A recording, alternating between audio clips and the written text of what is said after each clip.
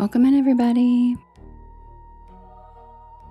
Happy Monday.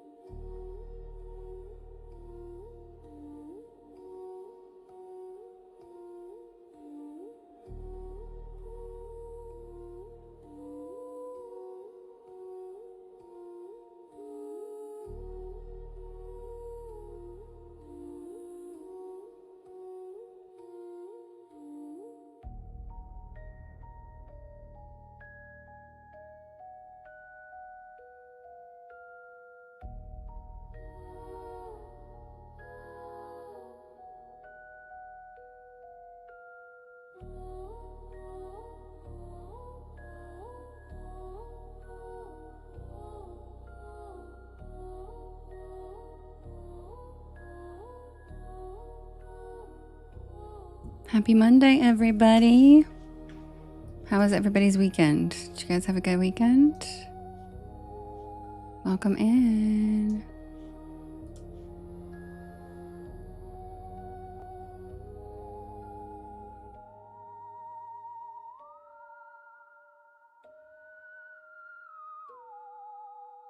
Kara, thank you for the cozy cryptids. And Deborah, thanks for the claps. Karen, thanks for the mind blown. Hi, Lemons. Miss RN, thanks for the rainbow slide. So cute.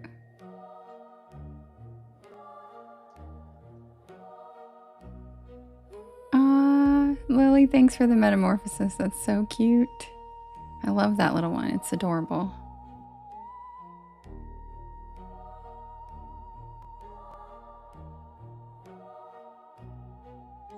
Wee! I love that little one. Thank you. And thanks for the goat and the DJ. Miss RN, thanks for the rainbow slide again. Oh, corn. Exactly. Wee!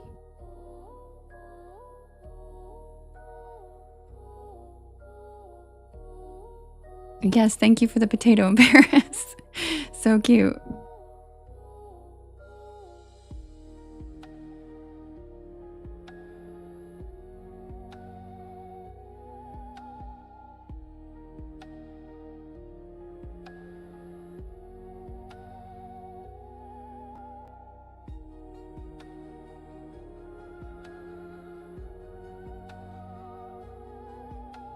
Hello, Solo Dolo.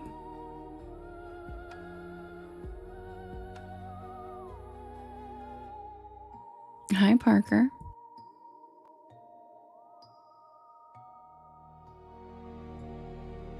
Hi, Ian. Hi, Brooke. Hi, Glossette. Hi, Pippa. Welcome in, everybody. if you guys could do me a big favor, if you could hit that share arrow in the bottom right-hand corner, there is a little yellow circle with 2 arrows chasing each other that says repost. And that puts my live into your friends' FYPs and helps us grow this beautiful porch of ours. Also, sharing to your stories helps a lot too.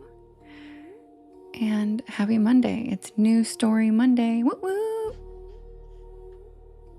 Thank you, Priscilla.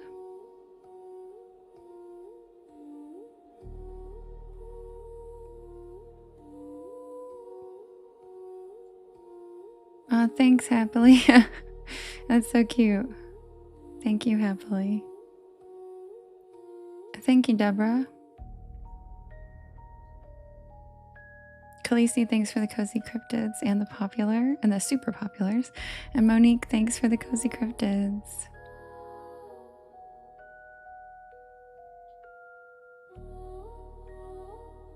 That's probably best, Stephanie, which makes me really sad.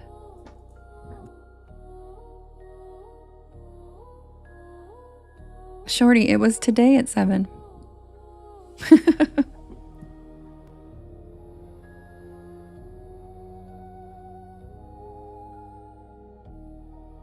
It's every Monday.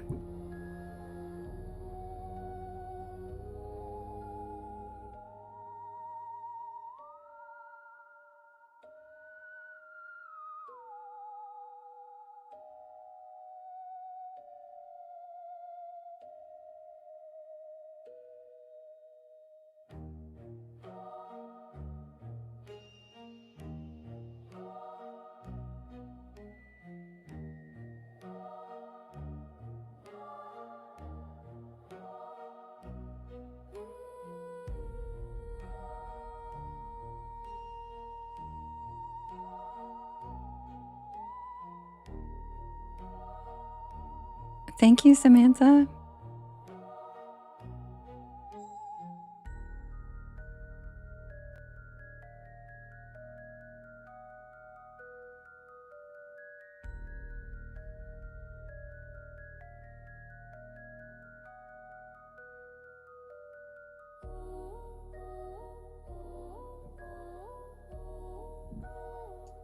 Hi, Chef. Hi, Rachel. Hi, Solange. Thank you for the follow, Flatline Barbie. Welcome to the porch.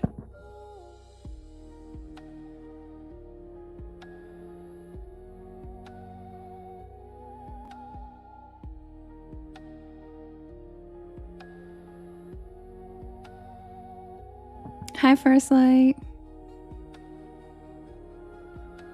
Hi, Santahua.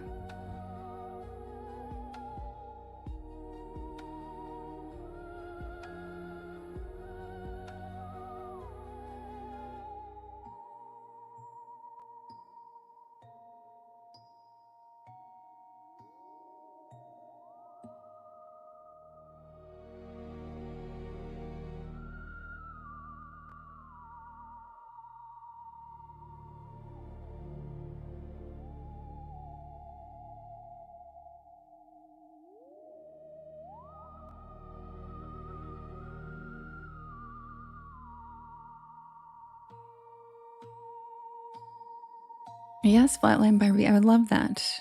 I would love if everybody would repost. That would be wonderful. And Rachel, thank you. They call me, it's funny you say that, because the Porch Pals call me the Spooky Delilah.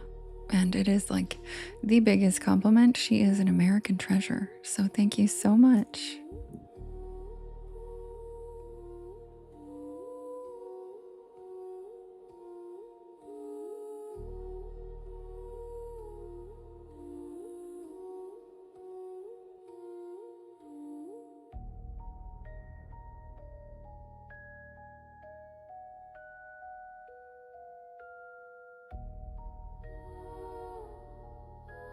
Thank you, Santara.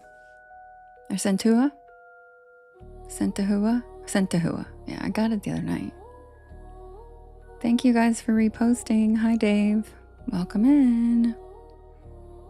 I hope everybody had an okay weekend. Hi, Cassie. Happy Monday. We've got a new story tonight. And it's spooky.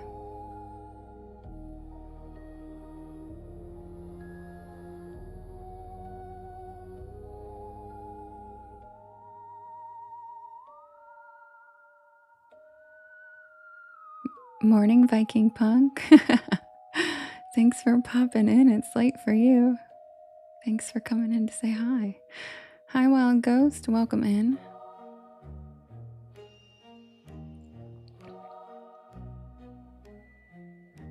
Yeah, 3:21. All right, guys, feel free to write your story requests. Oh, thank you, Great Ben. Yes, Justin. Already. If you guys write your story requests in all capital letters, I'll write them down and then we can vote. Happy Monday. Welcome to the porch.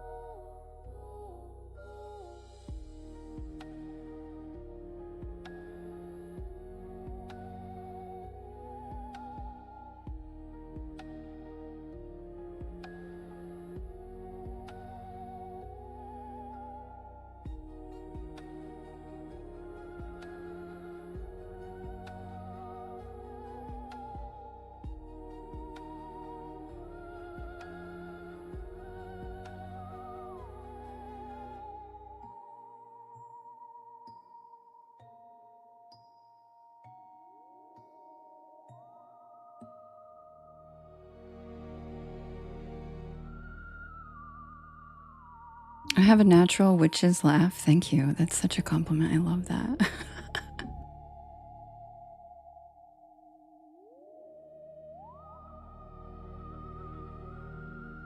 Wee! Thank you, April. Wee!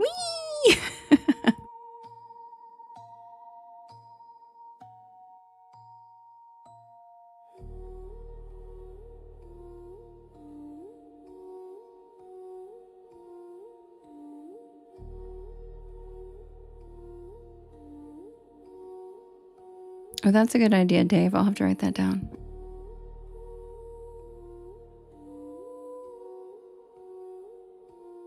April, thank you for the potatoes in Paris. They're so cute with his little beret, and his little beret has little sprouts sticking out of it.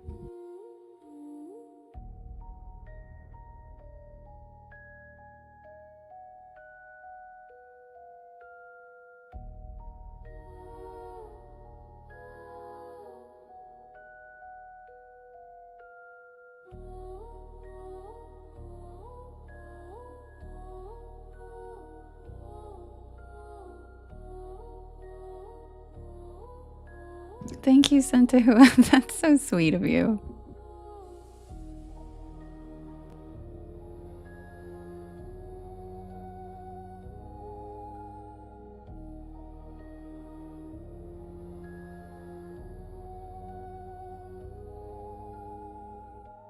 Hi, Erica. Thank you for the cozy cryptids. Thanks, Priscilla. Thank you, Tara. Welcome in, everybody. Happy Monday. Oh, thank you, Great Ben. That's so sweet of you. Thank you so much. I really appreciate that. Thank you, Ben.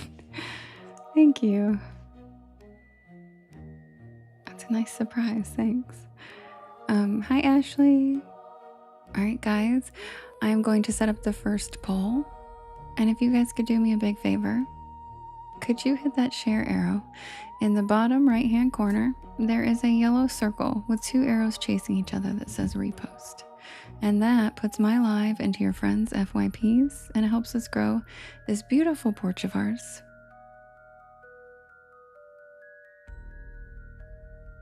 And it helps us get cool people in here instead of trolls. Also, thank you to everybody who writes keywords throughout the night to help AI know in the chat what our live is about. Things like paranormal, supernatural, Mothman, Bigfoot, Sasquatch, spooky stories, bedtime stories, anything like that, Appalachia, anything like that helps. Also, funny stories or funny sentences are appreciated. We all like to see the funniest ones you guys come up with. Deborah is very good at the funny ones. And I will be right back with the first poll. Happy Monday.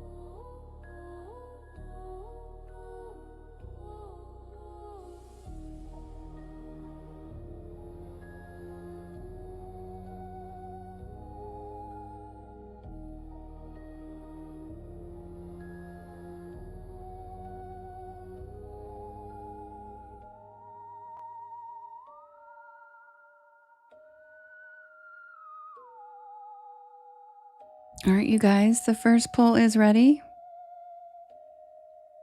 And if you're on TikTok, you can vote. We have Mercedes. Thanks for the follow. Welcome to the porch. Hi, Tommy. Hi, Seabass. We have... All right. We have Poplar Creek, Camper Van, Frightful Fireworks, Salem Prospect Tour, and Last Summer Carnival. And you can vote in the top left-hand corner in a blue box. You can vote up to 50 times, and you can vote for more than one story. Who's it gonna be?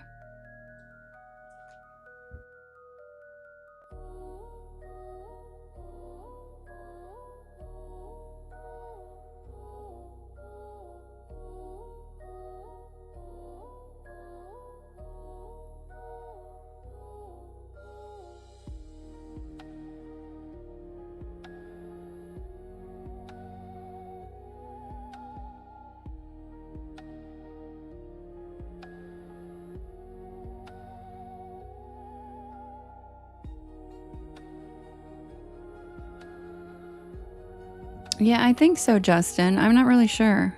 I think so. I hope so.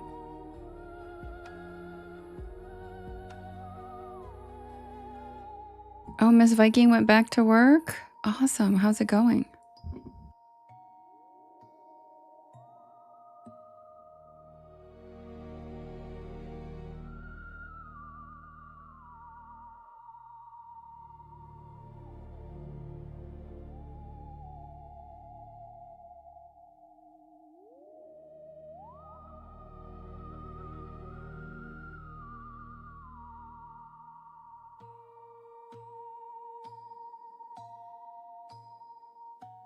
Yes, Anna, it's Poplar Creek. It's the first one.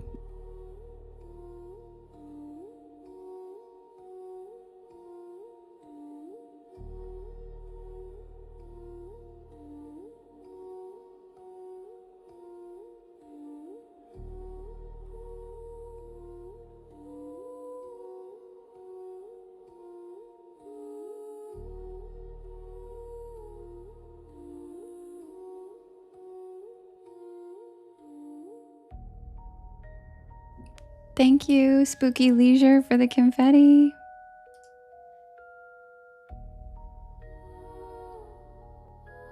And the winner is the Salem Prospect Tour.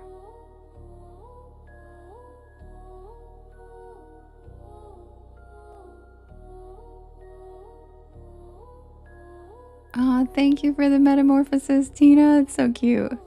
And my friend Ian, who is in this story, is actually in the live tonight. Everybody say hi to Ian. Oh, thank you for the potato in Paris, Tara. All right, guys, I will be right back with the tale of the Salem Prospect Tour.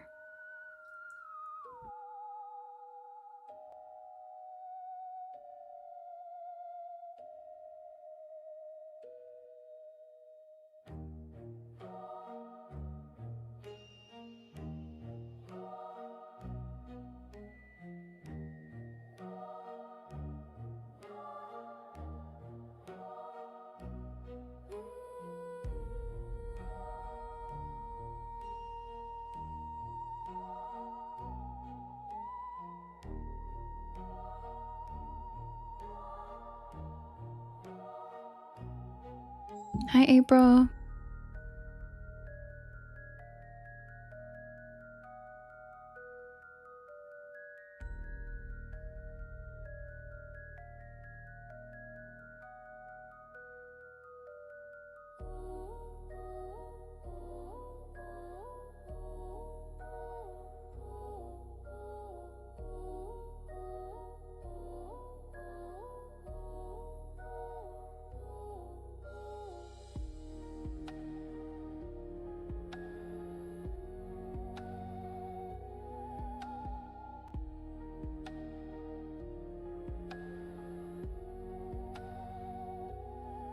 Welcome in, everybody. My name is Devin, and this is Porch Lore.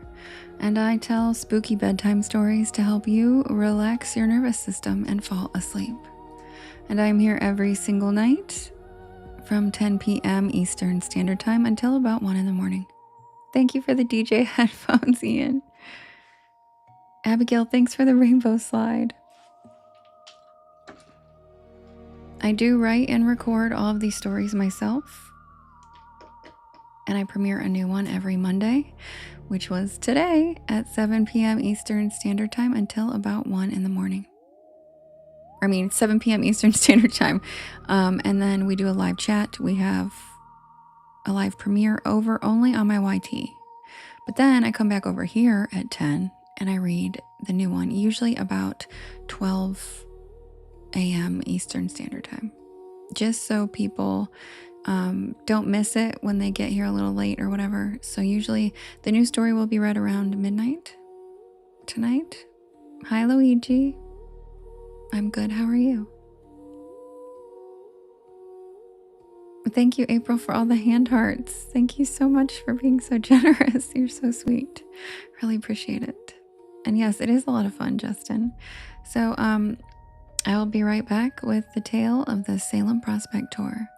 And if you guys could do me a big favor, hit that share arrow in the bottom right-hand corner. There is a little yellow circle with 2 arrows chasing each other that says repost. And that puts the live into your friends' FYPs, and it helps us grow our beautiful porch with cool people. Thank you, Danny. Thanks for being here. Hi, Mermaid Carissa. Hi, Crystal. Thanks for the love you so much. Ian, thanks for the cozy cryptids. All right, you guys. The Sharrow, if you will. Exactly, Megan. All right, you guys. Quick swig and I'll be right back with the Salem Prospect Tour. Grab a beanbag chair, grab a hammock, sit back and relax. Check out the shooting stars, and happy Monday.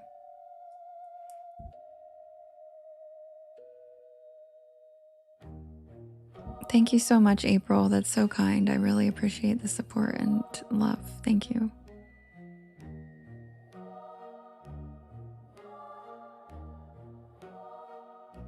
It's really hot in Italy. Yeah, it's pretty hot here too.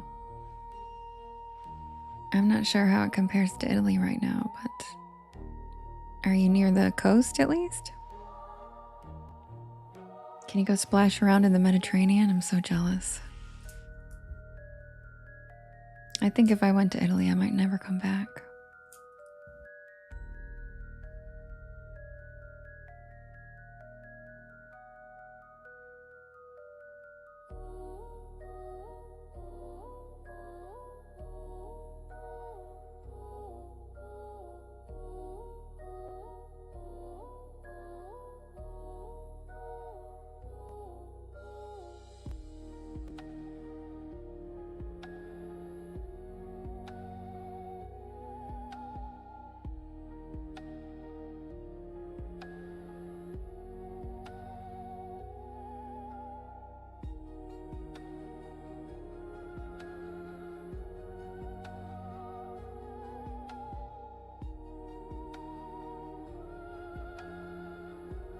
Carissa spoken like true mermaid sirens. I was like, are you splashing around in the Mediterranean? And you were like, I want to splash around in the Mediterranean. I'm like, me too. Oh my God. Oh, you live on the hills. Okay, so it is probably extremely hot, right? Especially in the valley parts. Carissa, I'm dying over here. I'm near a poison lake. It's not a good time. Oh, Danny, I love that. That makes my heart so happy.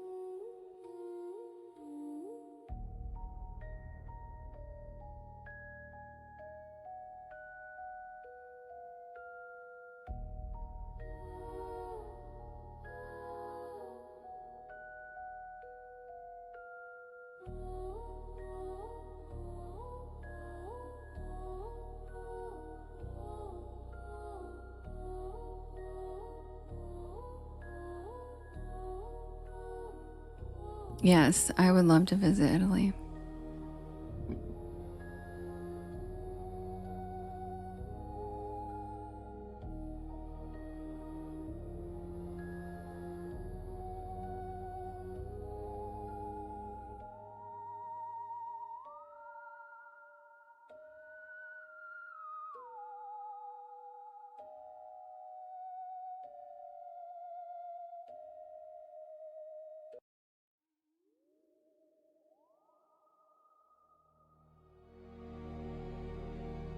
Purple's my favorite too, April.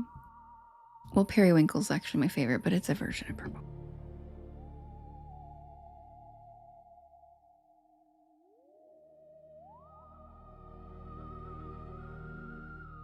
Hi, MRGN. My name is Devin, and I tell spooky bedtime stories to help you relax your nervous system and fall asleep. And I'm about to start my first story of the night. Join us. Welcome to the porch.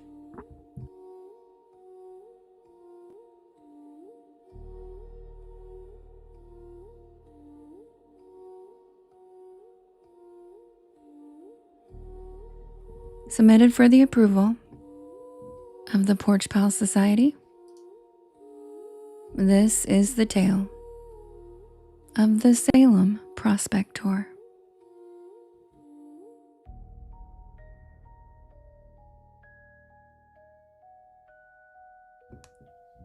Thank you, Jay. Thank you, Terry. Thank you, Jess, for the potato and pears.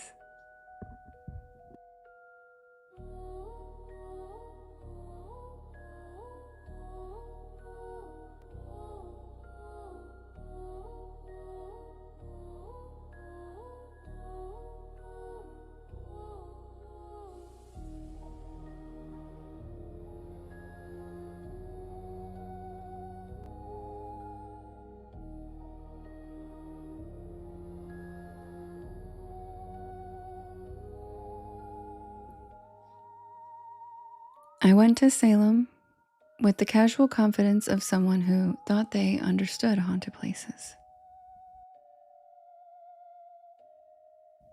I had done my homework over the years, read the histories, listened to the ghost stories. Thank you, Tina.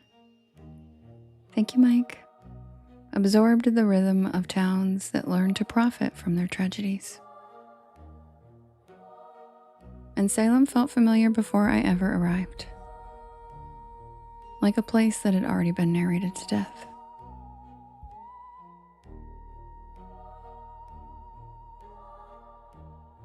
I expected crowded sidewalks, kitschy storefronts, plaques explaining where something terrible once happened. But what I didn't expect was how quickly the town seemed to notice us back. Ian was the reason for the trip. He was preparing to move to Massachusetts, still undecided on exactly where. and Salem was on his short list. Ian was younger than me, sharp-witted, and quietly funny. The kind of person who made dry observations that landed 10 seconds later and stayed with you longer than you'd expect.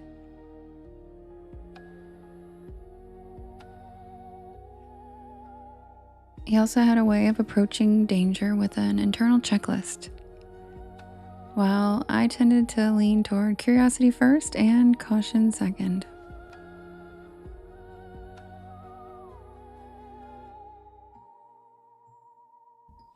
It had always been that way between us, and it worked because he noticed things that I brushed past. Ian had been offered a job opportunity in Massachusetts, and he wanted to see more than just Boston. We arrived in late autumn when the crowds had thinned, but the town still wore its reputation like a second coat. The streets smelled faintly of damp leaves and salt from the harbor. Everything felt slightly compressed, like the buildings leaned in closer than they should.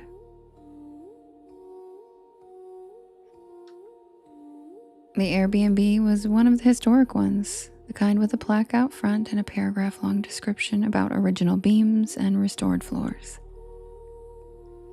It sat just far enough from the center of town that the nights were quiet, but close enough that you could still feel the echo of tourism even after dark.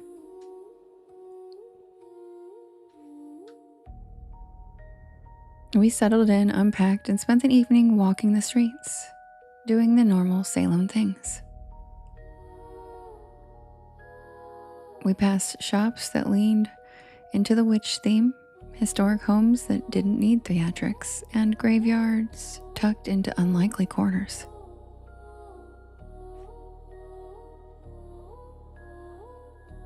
Everything felt curated and authentic at the same time, which made it hard to tell where performance ended and the truth began.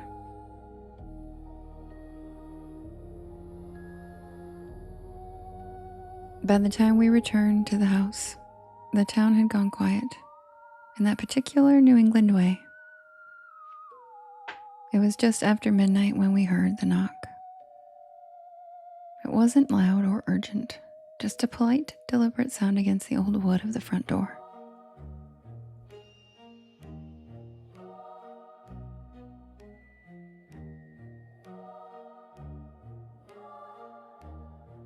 Ian and I exchanged a look that hovered somewhere between confusion and curiosity.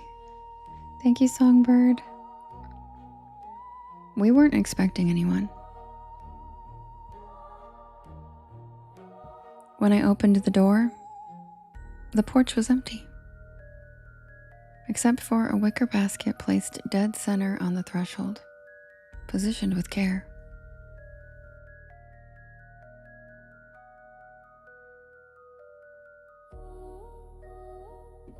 Inside the basket was tissue paper, deep burgundy and black, folded neatly around an assortment of items. There were locally wrapped sweets, a small leather-bound booklet, and resting on top was an envelope made of thick cream paper. Thank you, Songbird. The lettering on the front was elegant and old-fashioned, the kind of script you only see on wedding invitations or archived documents. Thank you, Jess. Thank you, Jake.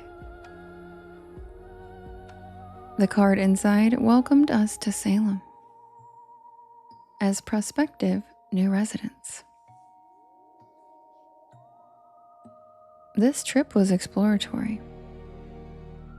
We hadn't really told anybody we were coming, or that Ian was considering moving here.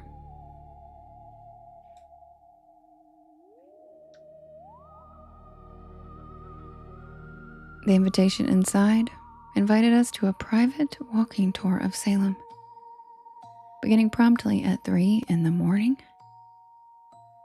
The language emphasized discretion and an opportunity to see the town as it truly was. There was no contact information, no website, Just a meeting location written in the same careful script, a place that we had passed earlier that evening without much thought. We both laughed it off at first and assumed it was probably some immersive tourism thing.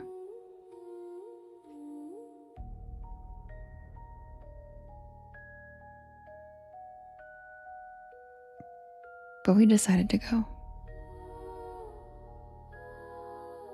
The town at 3 a.m. felt like a different place altogether.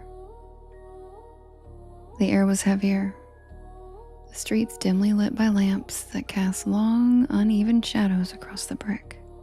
Hi, CJ. Hi, Jade. The meeting spot was easy to find, marked by a small cluster of people gathered together in a corner. There were more of them than I expected. Our guide stood slightly apart, hands folded, waiting. And then the tour began.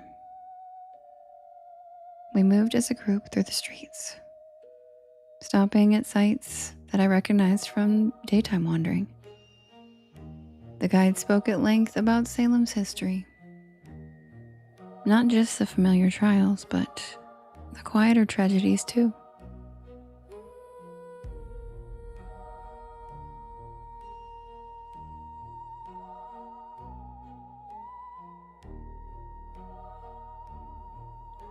Fires that took entire families. Illness that moved faster than understanding at the time. Their tone wasn't theatrical, it was reverent. Almost intimate, as if they were recounting memories rather than researched facts. And what struck me the most was how other participants would occasionally add in details. Not interrupting, just layering information in when the guide would pause.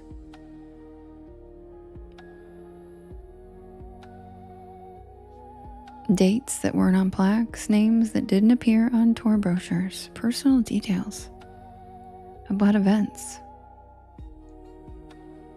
One person mentioned the way a particular alley smelled during a harsh winter centuries ago.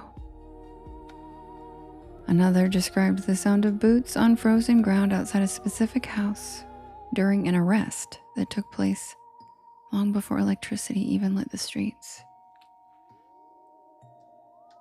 Ian and I exchanged glances, kind of agreeing that Salem does attract a certain type of enthusiast. As we moved deeper into the town, I started noticing other small things. Like, no one checked their phone. The absence of breath in the cold air. The fact that our footsteps were louder than everyone else's.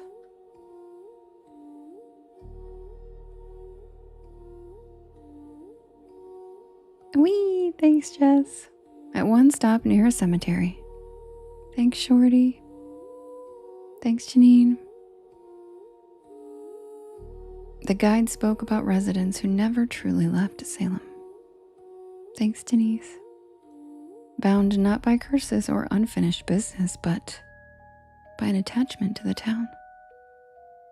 The idea that belonging could outlast death if it was strong enough.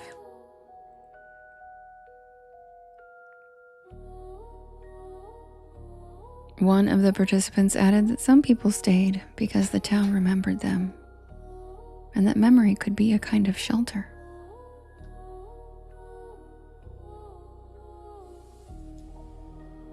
The final stop brought us back near the harbor, where the smell of salt was strong, and the guide spoke about newcomers,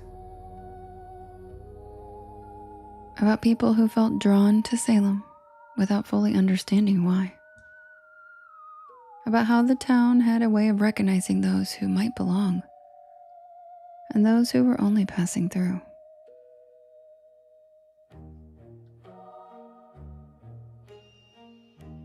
I looked at Ian.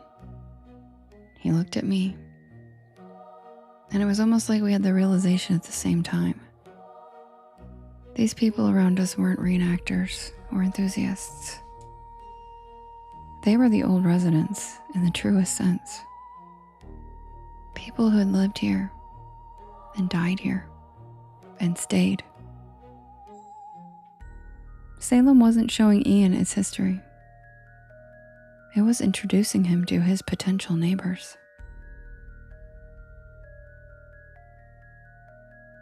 The tour ended and the group dispersed naturally, dissolving into streets and shadows. The guide gave us a final nod, and we walked back to the Airbnb in silence, stunned. Neither of us slept after that. By morning, the basket was gone. The table was bare, except for a faint impression where the basket had rested. Ian never moved to Salem. He still talks about Massachusetts, about other towns, other opportunities, but whenever Salem comes up, we both go quiet. And we remember how the dead didn't feel hostile or malicious. And Salem wasn't haunted in the way people expect. It was merely inhabited. And that's the tale of the Salem Prospect Tour. Thank you, Jackson, for the potato and pears and the rainbow slide.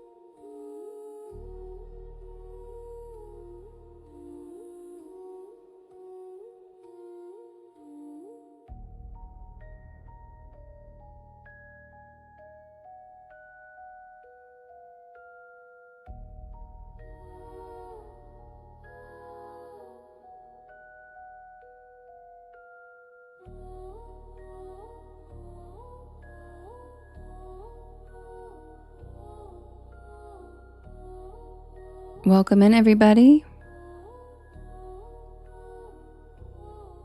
My name is Devin, and this is Porch Lore, and I tell spooky bedtime stories to help you relax your nervous system and fall asleep. Oh, thanks, Jackson. I'm here every single night at 10 p.m. Eastern Standard Time until about 1 in the morning. Thank you, Nate. Whee!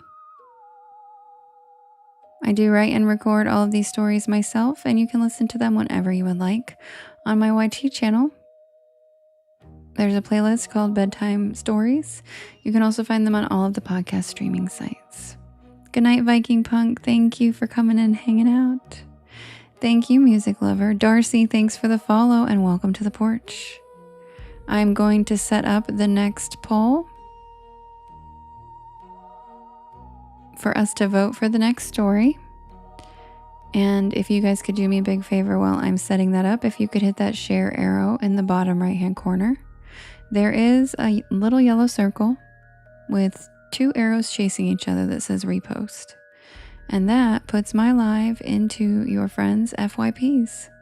And it helps us grow this beautiful porch of ours. Also, sharing to your stories and sharing with your friends helps too. Divorce Coach, thank you for the follow. Welcome to the porch. Texas Glam, thank you for the follow. Welcome to the porch. And I will be right back with the next poll for us to vote for the next story. Happy Monday.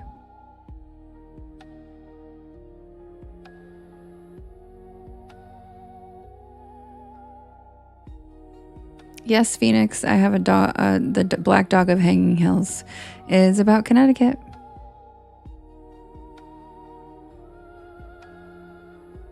And yes, Gabriel, there's plenty of room.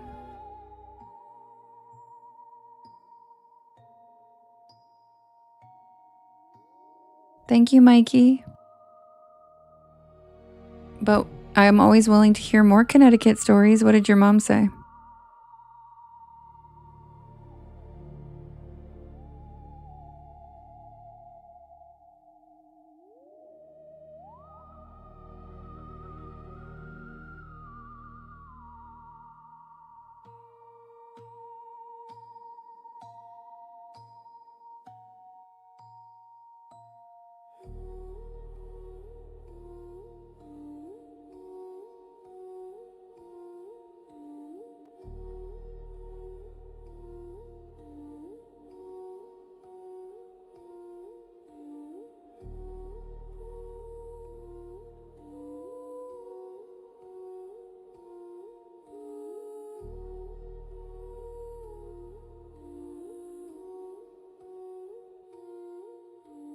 All right, you guys, I have the next poll ready.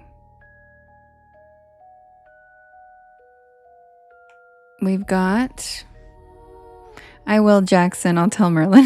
He's so cute. Hi, Steven. All right, guys, the next poll is ready. And we have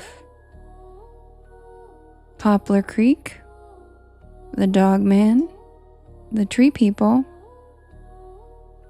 the Pine Barrens Beast, and the Midnight Movie. And you can vote in the top left-hand corner. You will see a blue box. You can vote up to 50 times, and you can vote for more than one story. The poll is 2 minutes long. Who's it going to be? We have Poplar Creek, the Dog Man, the Tree People, the Pine Barrens Beast, and the Midnight Movie.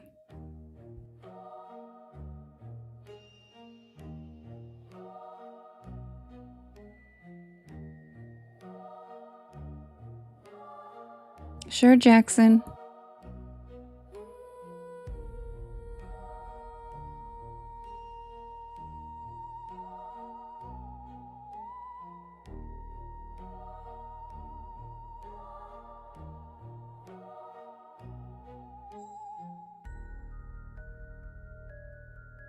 Thank you, Bryce, for the corgi.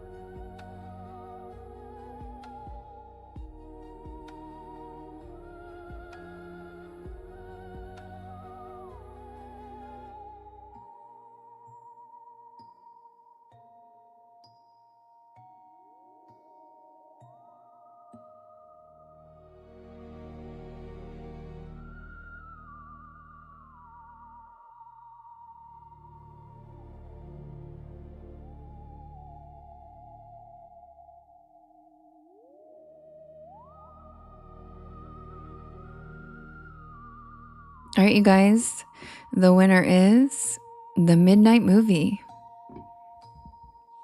Thank you, Chris. Which is a reworking of an Are You Afraid of the Dark episode. Rexy, thanks for the follow. Welcome to the porch.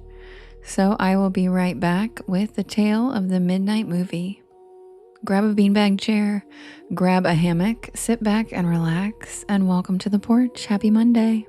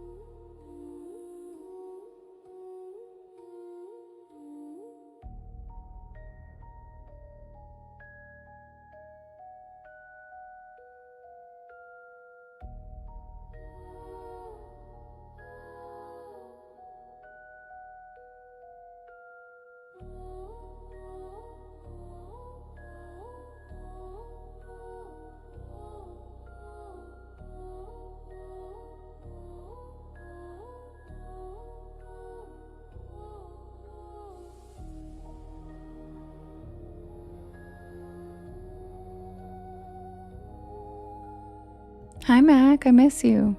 Samsara, thank you for the follow. Welcome to the porch.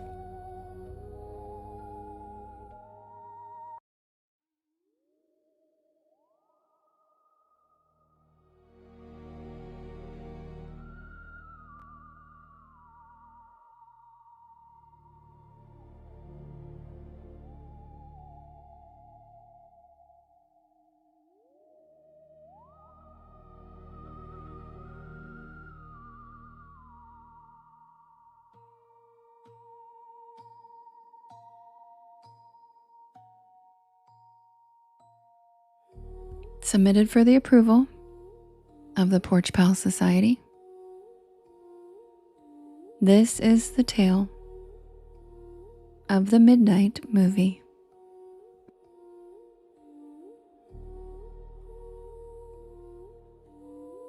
Hi, Taryn.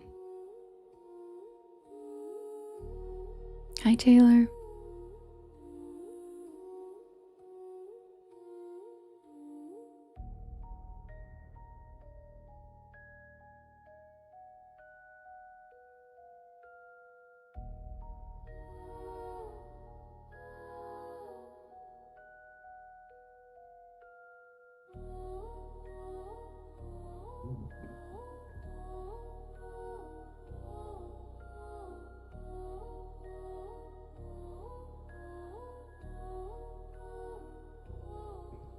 Tonight, we've got a spine-chilling tale about a forgotten theater, an ancient film, and a mysterious screening that did more than just entertain.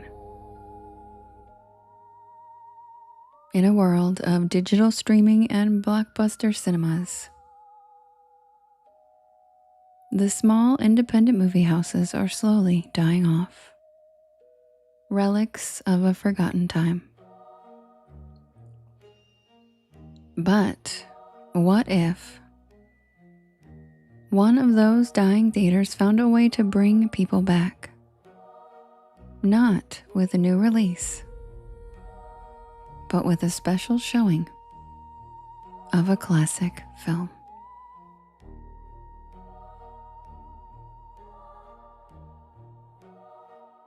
The story you're about to hear takes place in one such theater, where the flickering images on the screen became more than just a movie. They became a portal to something terrifying. Now grab your popcorn, settle in, and enjoy the tale of the Midnight Movie.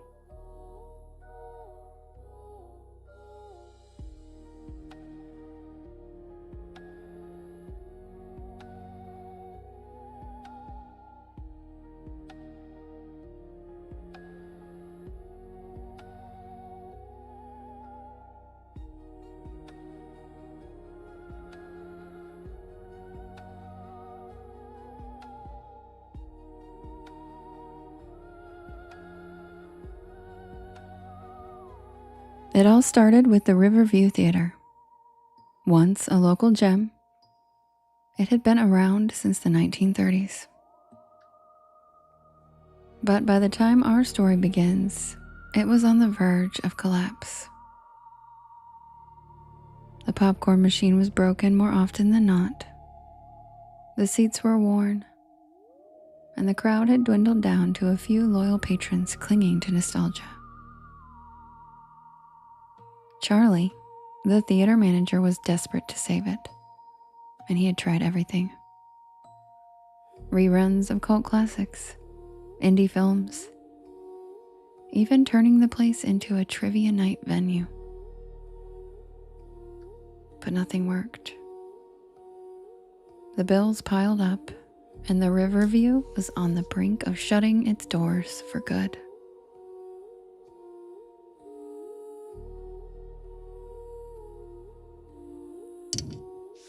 And then, one night, as Charlie was sifting through a box of old film reels in the basement, he found something strange. It was a reel he'd never seen before. marked only with a handwritten label. Nosferatu, Director's Cut. The original 1922 vampire film Nosferatu was iconic. But this version, Charlie had never heard of a director's cut. Still, something about it intrigued him. What if this was the answer? A rare unseen version of a vampire classic could be just the thing to bring in a crowd. Midnight showing, Halloween week. Perfect. So Charlie jumped into action. He slapped together posters, reached out to local horror enthusiasts, and he promoted it on social media.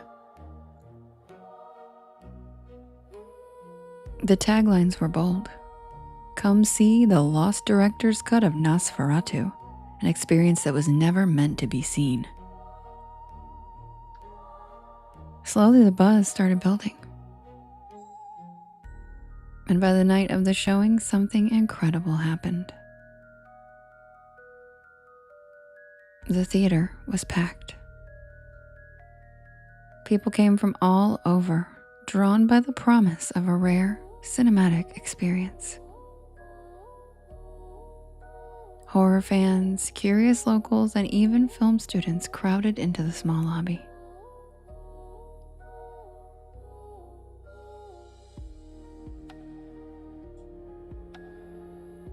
People chattered excitingly as the old movie posters hanging on the walls looked down on them. And then, just before midnight, the lights dimmed and the crowd funneled into the screening room.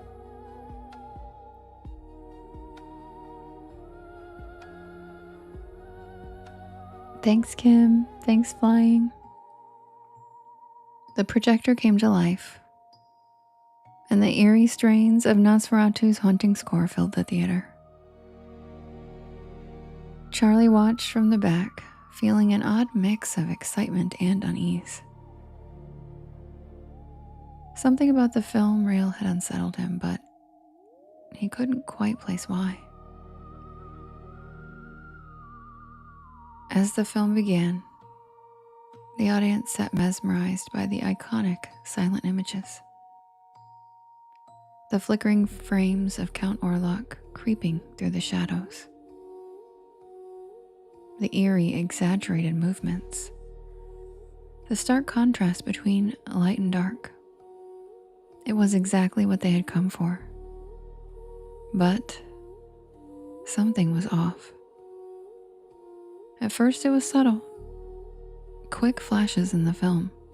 Strange cuts that hadn't been in the original. Charlie, watching from the back of the room, noticed it immediately.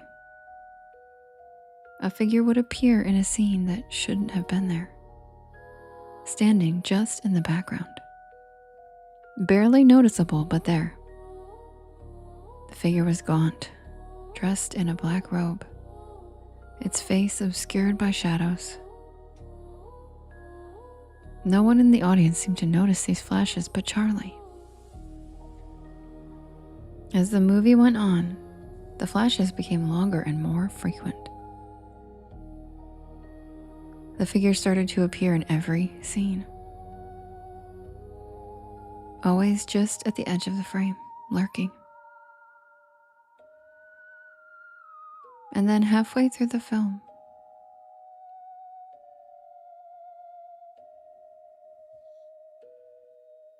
the screen went black for a moment.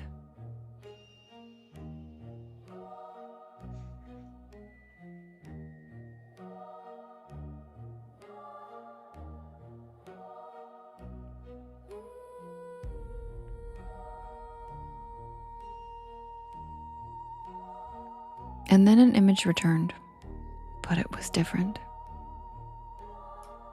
It wasn't a scene from the 1922 classic. The screen now showed the theater itself in real time. Mama Saurus, there's a way to avoid ending up in another life. Someone in the chat can tell you how to do that. Thank you, Holly. The image was grainy, but clear enough. It wasn't a scene from the 1922 classic. The audience murmured in confusion as they saw themselves on the screen, sitting in their seats watching the movie. The camera angle moved slowly, sweeping across the rows.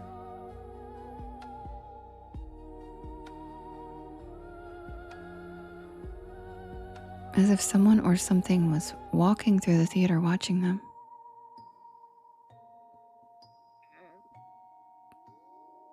Charlie's heart raced. This wasn't part of the film. He glanced at the projector booth, but the operator inside seemed as puzzled as everyone else. The camera on screen panned to the back row where Charlie was standing. His stomach dropped as he saw himself on the screen, staring directly into the lens. And then the figure appeared, but it wasn't on the film anymore. It was in the theater, moving through the aisles. Thank you, Holly. Unseen by the audience, but fully visible on the screen. The gaunt figure stalked closer and closer, heading toward the projector booth. People in the audience began to panic. Some laughed nervously, thinking it was all part of the show. The others felt the rising tension, the oppressive weight of something terribly wrong. Okay, Mama Sora, see you soon. Charlie tried to move, to warn them, but it's like his legs were frozen in place. He couldn't tear his eyes away from the screen. Suddenly the film flickered again, and suddenly the figure was standing in the projector booth, right behind the operator. His hands slowly reaching out. The operator didn't see it. He was still adjusting the reels, oblivious to the tear creeping up behind him. The audience gasped collectively as the figure's hand touched the back of the operator's neck. And in that instant, the screen went black, and the lights in the theater flickered off. Panic erupted. Good night, Lorna. Sweet dreams. People screamed for the exits, but the doors wouldn't budge. The projector flickered back to life, but this time, there was no film. Instead, the gaunt figure appeared on the screen, staring out into the theater. Its face still hidden in the shadows. And then one by one, the theater goers began to vanish. They would just blink out of existence, swallowed by the darkness that seemed to seep through the screen. Charlie was paralyzed, unable to move, as he watched in horror as the audience disappeared, leaving the theater empty and silent. When the authorities arrived the next morning, they found the theater completely abandoned. The projector was still running, playing the final frames of Nosferatu on an endless loop. Of the dozens of people who entered that night, not a single one remained. And Charlie was never found. The last known footage of him came from the security camera in the theater lobby, showing him walking into the screening room moments before the midnight showing. And after that, nothing. Locals say that on cold, quiet nights, you can still hear the faint hums of the projector. And if you look through the broken windows, you might see shadows moving on the screen, like flickering remnants of the lost souls from that night. Some say the reel that Charlie found was cursed, that it was never meant to be seen by human eyes. Others claim that it was a portal, a gateway to something far more sinister than an old vampire film. But one thing is certain. Those who attended Riverview Theater that night are gone. And the film? Well, it hasn't been seen since. So, the next time you sit down to watch a late night movie, especially on an old reel, remember, some films take more than your attention. They take your soul. And that's the tale of the Midnight Movie. And that is an Are You Afraid of the Dark reworking.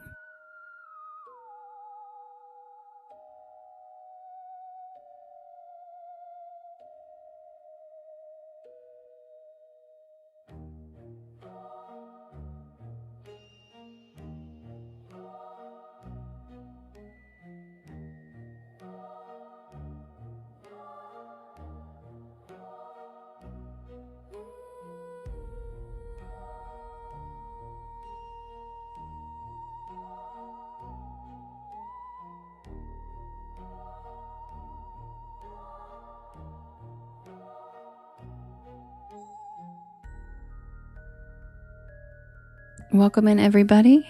My name is Devin, and this is Porch Lore, and I tell spooky bedtime stories to help you relax your nervous system and fall asleep. And I'm here every single night at 10 p.m. Eastern Standard until about 1 in the morning. I do write and record all of these stories myself, and you can listen to them on my YT channel, as well as all of the podcast streaming sites. Just look for Porch Lore and you will find me. I also have all of the links in my bio. I am going to set up the next poll for us to vote for the next story. And if you guys could do me a big favor and hit that share arrow in the bottom right hand corner, there is a little yellow circle with 2 arrows chasing each other. And that puts the live into your friends' FYPs, and it helps us grow this beautiful porch of ours. Good night, Melinda. Hi, Dorothea. Thank you. Hi, Brooke. And yes, I would love to do audiobooks someday. Holly, good one. All right, guys, I'll be right back with the next poll. Thank you for sharing it out. Thank you for posting it to your stories. It's a little circle with a star in it. And thank you for the tapping and all the beautiful gifts and helping me with my gift gallery. I appreciate it so much. I'll be right back with the next poll. Happy Monday.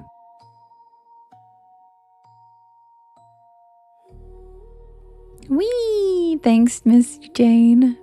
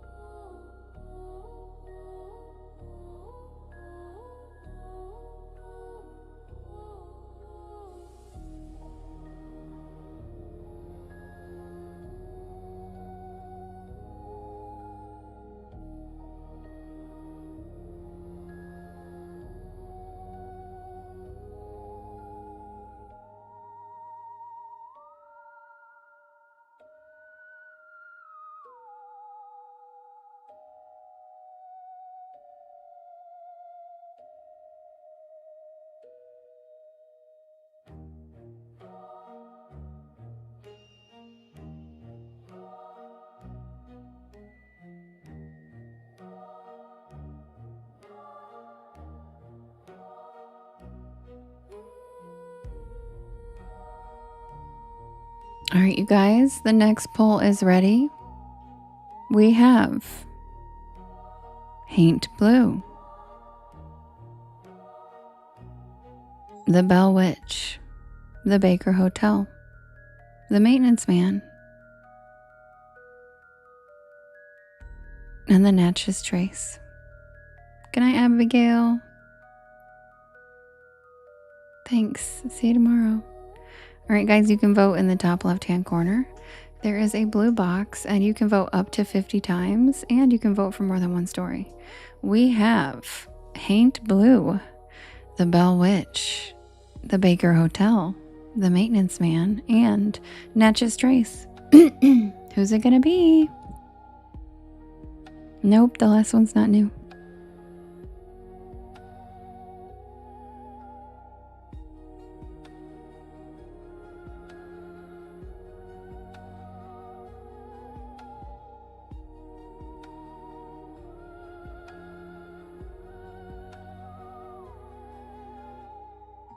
Brooke, I think he's asking which one on the poll is the spookiest.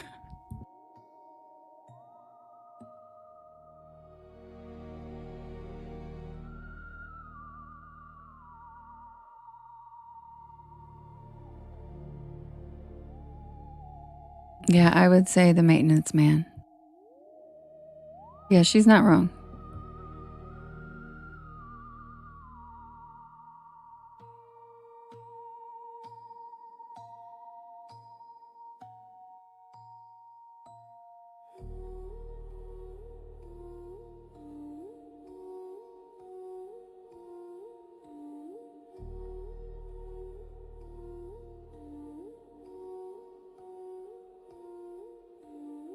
Welcome in, Matt.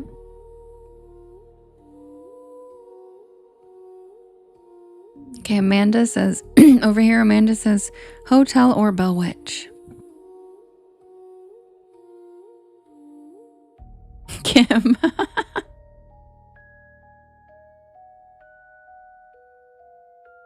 Aw, good, Wilkins.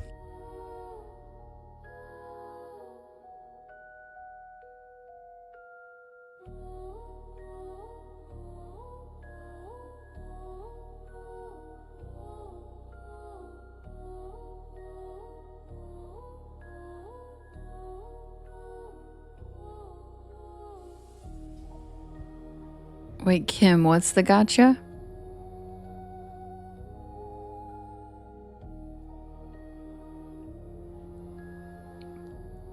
And the winner is The Tale of the Natchez Trace. Oh, okay. I know, Georgie, the Are You Afraid of the Dark reworkings are live exclusives. They're not available on YT. They're just read in the live.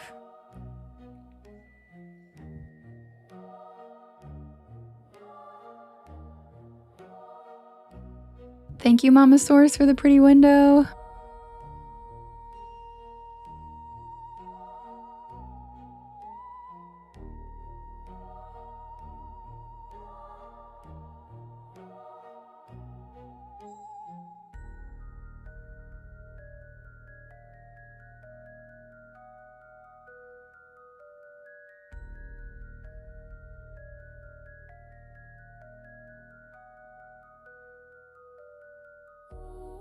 Aw, flying.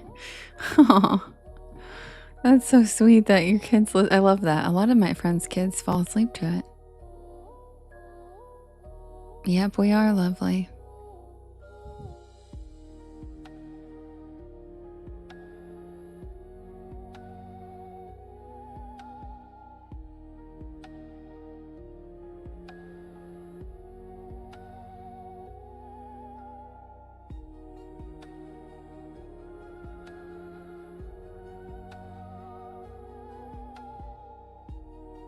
And just a reminder, there is a full list of all of my stories available on the Discord. I see a lot of people saying they've never heard this one. Well, I highly recommend checking out the list. You can save it in your phone and you can refer to it whenever you want. And if you see a story title you've never heard, maybe just request it. even if you've never heard it. That way we get more than the same 10 requests that I get every single night. So thank you to Jackson who requested this tonight, because it never gets requested and therefore it never gets voted on. So just a reminder, there are over 100 stories on the list on my Discord, and much more than the 10 that get requested every night. So feel free to request some you've just never heard, even if you don't even know if you don't know if you like it. Just pick out some titles you've never heard and give it a go. It'd be nice to get some different flavors up in here, you know? Be right back with the Natchez Trace.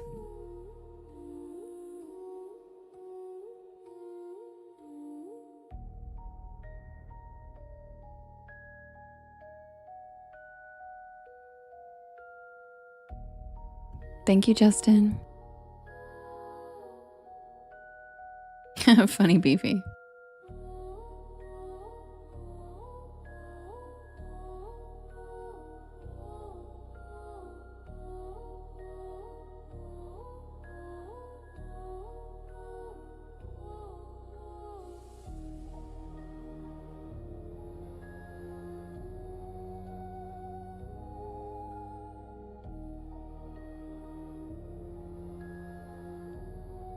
Girl, really? Lovely, really?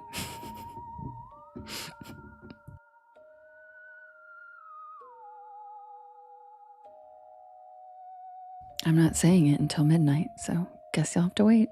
Or watch the YT.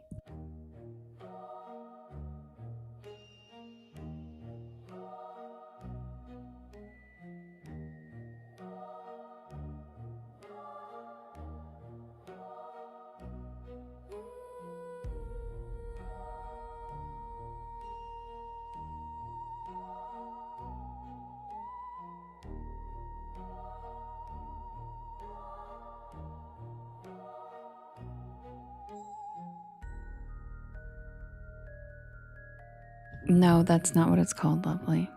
And I'm trying to not give away what the topic is. Maybe just text me. That's what I was saying, is I'm trying to not give away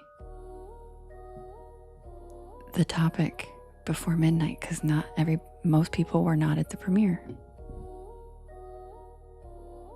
Yeah, really though, Kim, really. So again, I'll say the title at 12. Or you can text me. Girl, you snoozed. What do you mean? You don't even remember the title.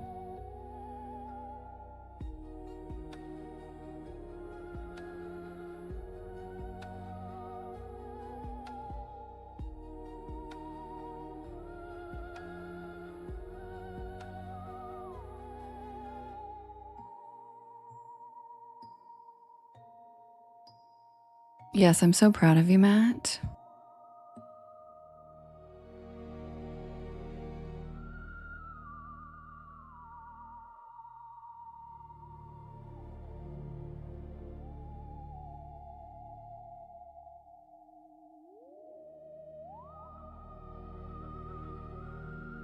Lovely. I'll just text it to you, boo-boo. I'll just text it to you. If your head's killing you, honey, go to bed. You don't have to be here. Go to bed. I feel like Lovely would show up if she was like on her deathbed. Like, Lovely, go to bed. I love you. Go to sleep.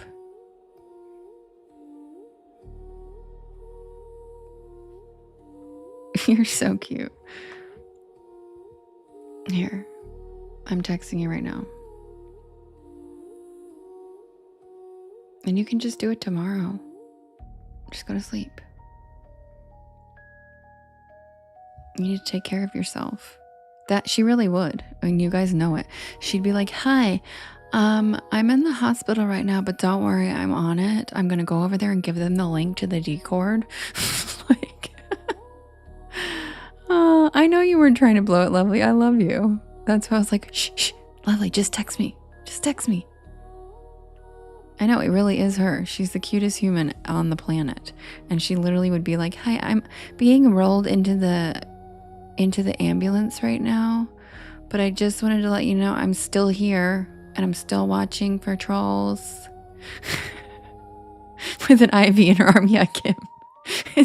She's so, and that's why I'm like, I can't imagine, because you know she's like a super mom. There's no way she's not. There's no way she treats us like this, and she's not like the most on top of shit ever mom, right? Like her kids probably like, she's probably like, I'm already on the way, honey. You know, with, like literally, I can't imagine. Like just on top of everything all the time.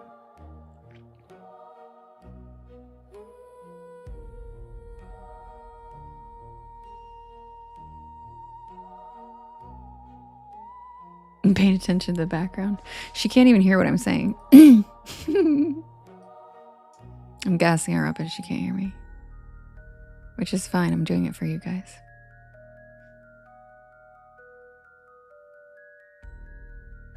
Yeah, and it's not the last minute, lovely. You don't have to have the list updated on Monday.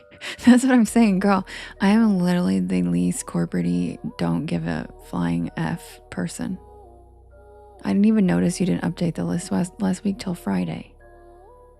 You think I give a shit that you have a headache and you can't do it tonight? I love you.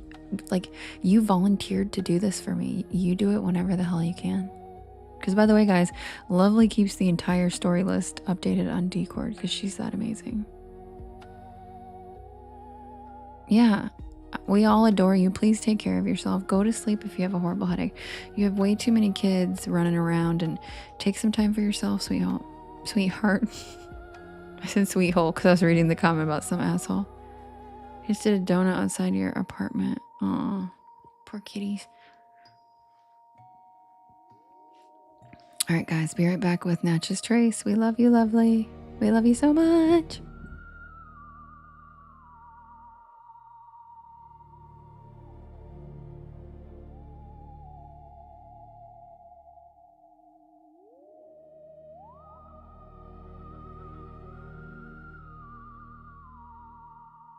Oh, thanks, Luigi. I appreciate that.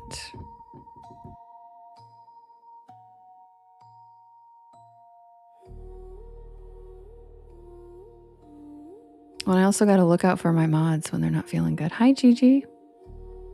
Sweet. Oh, I know. Kim, I was like talking in the middle of reading a comment and hi, Rocky Mountain Fairy. And I was like, sweetheart. And then she said asshole. And I was like, sweethole. Oh, look at that. Sweethole. Yeah.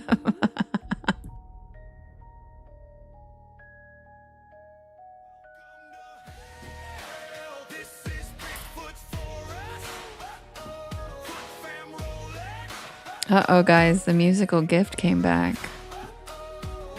I thought they were gone. It wasn't as loud as before, but why did it come back? Sparkly Music didn't know any better, but Sparkly Music, please don't send musical gifts. I appreciate the gift so much, but we are not using those. I know, I hate them too. It wasn't as loud this time, but I don't know how they're still working when I literally removed myself from the campaign and they haven't been around. You know why? Because somebody manifested it. His name's Skrilla. And he sat there and talked about, well, what if there's still gifts? And it happened now. Hadn't happened in 4 days. Yep, they are so annoying. That's why you don't talk things into existence, Skrilla.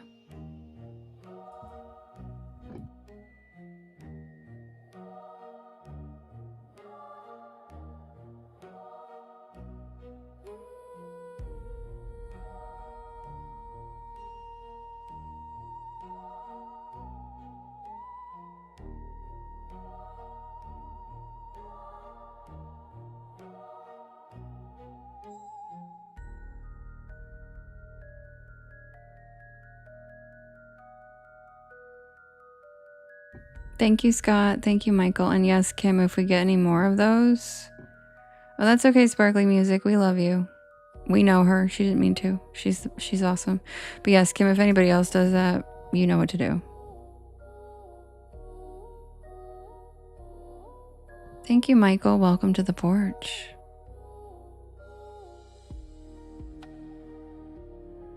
Yeah, I know, Bisbee. Skrilla told me that. And I don't know why the fuck it's there, but I don't appreciate it.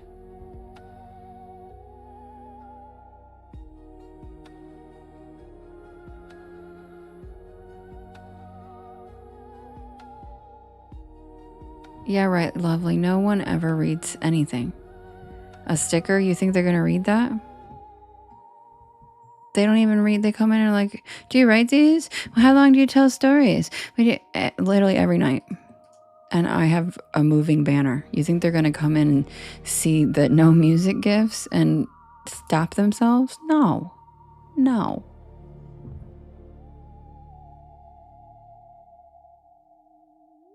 Lonnie. Lonnie. Lonnie, the only musical ones are the ones that look like records. They look like round records, and people don't even know what records are anymore, so it's like hard to even explain. Or the round circle things that are music. It's the only ones. Rocky Mountain, I love you.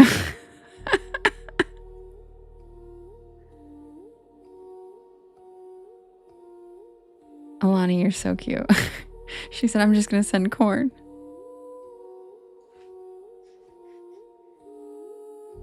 Yeah, really, Brooke, it is. It's the worst. It's the worst.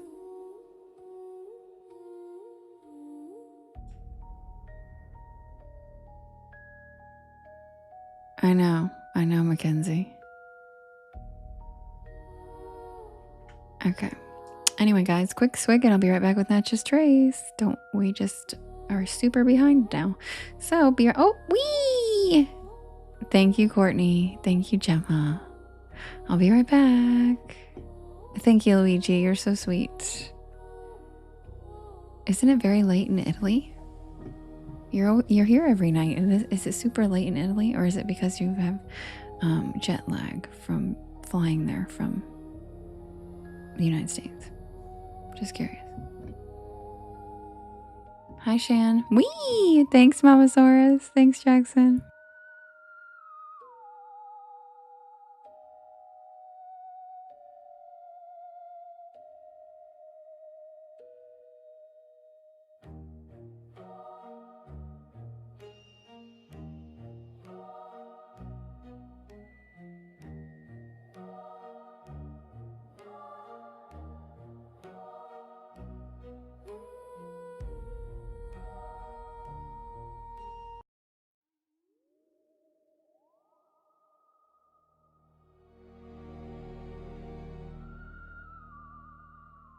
It just looks like a round record.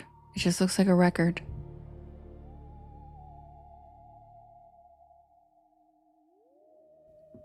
Ruby, how long have you been in here? To just come in here asking where's the stories, you had to have come in here for 5 seconds before you asked that. Maybe sit down and listen.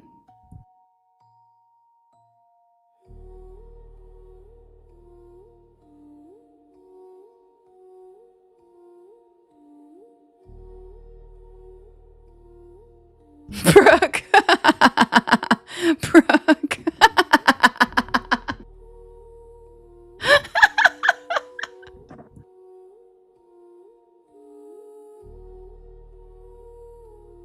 Thank you, Dartwan.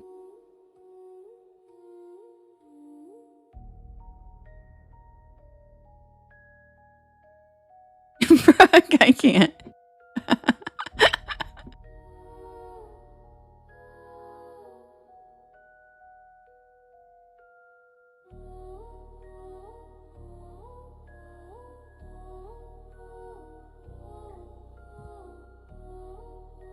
Thank you, Araceli. Beefy. Submitted for the approval of the Porch Pal Society. This is the tale of the Natchez Trace. Oh, thanks, Dartwan. I'm laughing so hard at Brooke.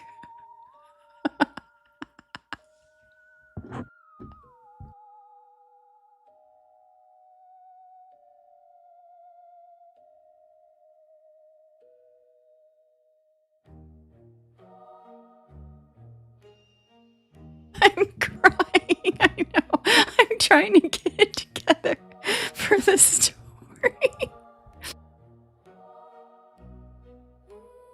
It just came out of nowhere, dude. Yeah, I had to cut off Shirley.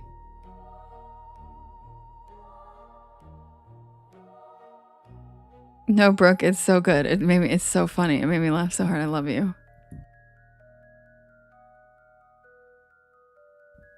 Submitted for the approval of the Porch Pal Society. This is the tale of the Natchez Trace.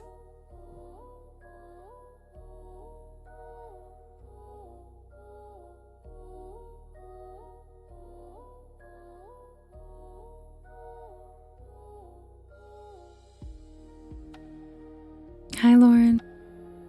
Hi, Rich.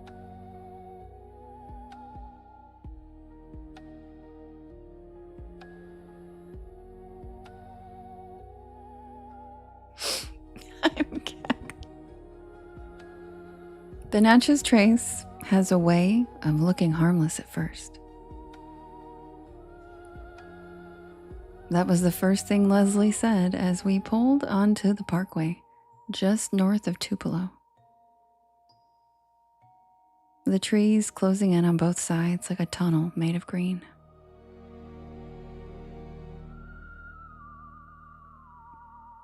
She'd grown up in Mississippi, not far from the Trace, and talked about it the way people talk about something that's just always been there.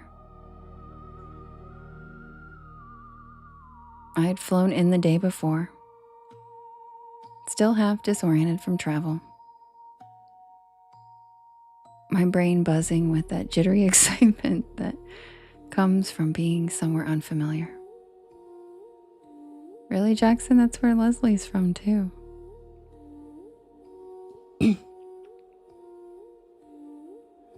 There we were, me and Leslie, windows down, music too loud, joking about how I had insisted on bringing snacks as if we were heading into the wilderness, instead of just a scenic highway.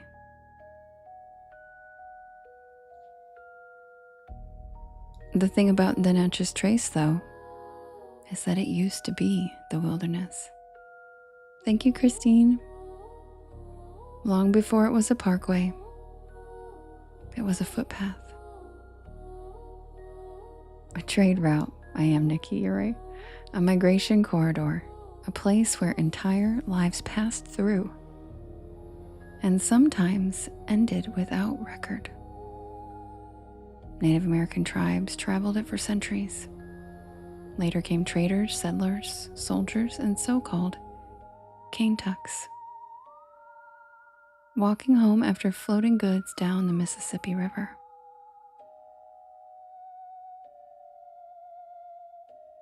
Many of them never making it back. Leslie told me all this casually, like trivia. We planned to spend 2 days driving sections of the Trace, stopping at historical markers,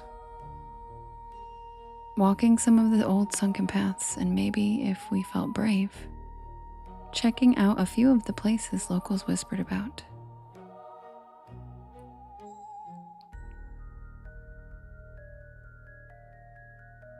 Yeah, Gemma, we weren't talking about you. We're all just joking around because we were just talking about the banners. It was not you, I promise. We planned to spend 2 days driving sections of the Trace, stopping at historical markers, walking some of the sunken paths, and maybe, if we felt brave, checking out some of the places locals whispered about. Thank you, Robin. Ghost camps, unmarked graves, places where people claimed the woods felt wrong. Thank you for the potato in Paris. He's so cute. At first, it felt peaceful.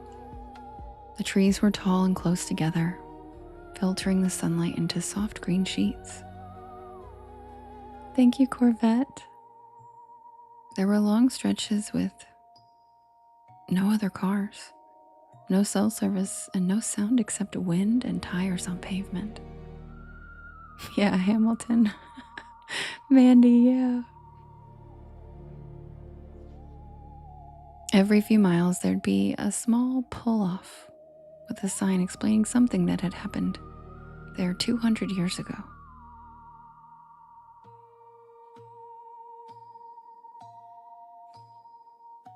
Our first real stop was the sunken section of the original trace. Thank you, Robin. Thank you, Christine. Thank you, Solange. Our first real stop was the sunken section of the trace where centuries of feet had worn the path so deeply into the earth that it sat several feet below the surrounding forest floor. Standing at the top of it, looking down, felt like peering into a shallow grave carved by time itself. Thank you, Kim. As we walked, Leslie talked. She always talked when she was nervous.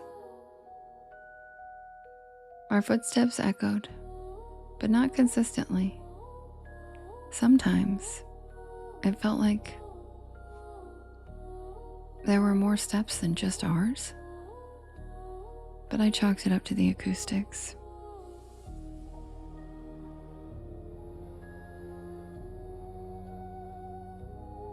The next pull-off was near a place that locals call the witch dance. I noticed offerings tugged near the base of a tree.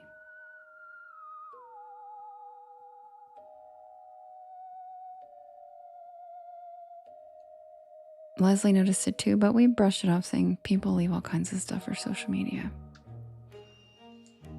That night we stayed in a small motel not far from the trace. Nothing fancy. The kind of place where the doors open directly to the parking lot and the ice machine sounds like it's dying. Over takeout, we went through our photos. Most were normal, but one photo made me pause. It was from the sunken path. Leslie walking ahead of me. The trail behind her didn't look right.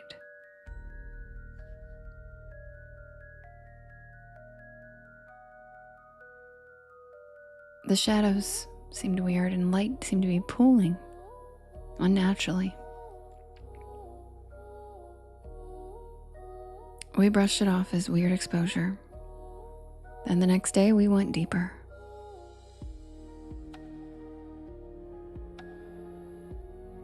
We stopped at Rock Spring.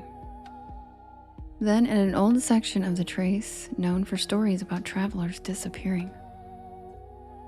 Leslie mentioned the ghost lights people claimed to see at night, floating orbs that moved just above the tree line. Some even followed cars.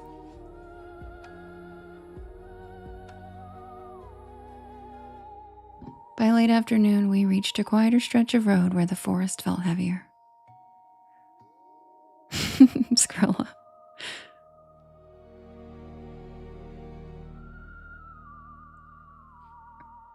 The air smelled damp. And that's when we found ourselves near the witch dance clearing. The ground there was really dead. It was just a circular patch where nothing grew, stark against the living green around it. Leslie made a joke about cursed lawn care. But we didn't step into it, neither of us did. We stood at the edge instinctively. The wind picked up suddenly, spiraling through the clearing in a way that felt deliberate. The trees creaked, but the sound didn't spread. It stayed contained in the clearing.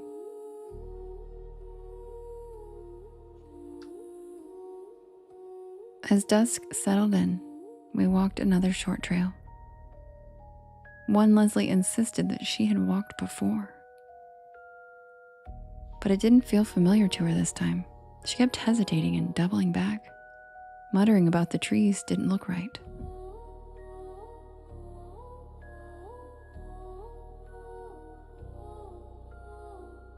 At one point, she stopped walking altogether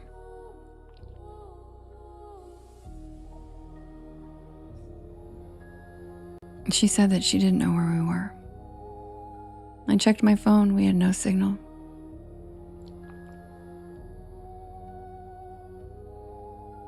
Finally, we just turned around, merging back at the trailhead just as darkness settled fully in.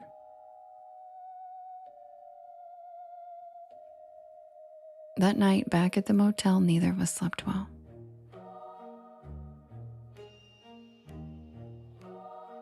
I dreamed of walking. Not forward, not backward, just walking endlessly. The ground beneath my feet soft and worn, as if thousands of others had passed there before me. I woke up with my legs aching.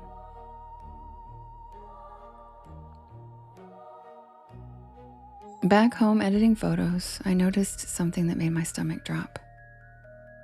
In multiple photos taken at different locations, there are always shapes in the background, slightly out of focus. Always positioned as if they were walking alongside us. I started researching folklore, and I found accounts of people who walk beside living people, remnants of travelers who never completed the same journey.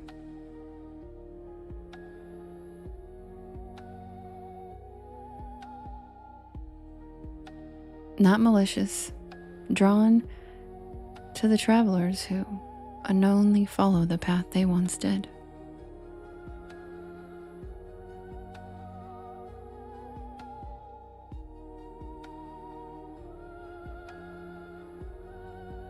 The Natchez Trace doesn't haunt people.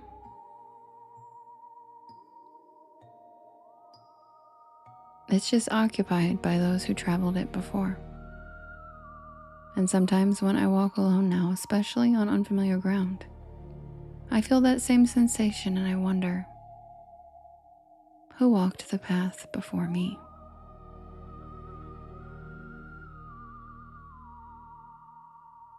And that's the tale of the Natchez Trace. And yes, it is very similar to the Devil's Tramping Ground in North Carolina. I also grew up in North Carolina, and I do have a story on that one too.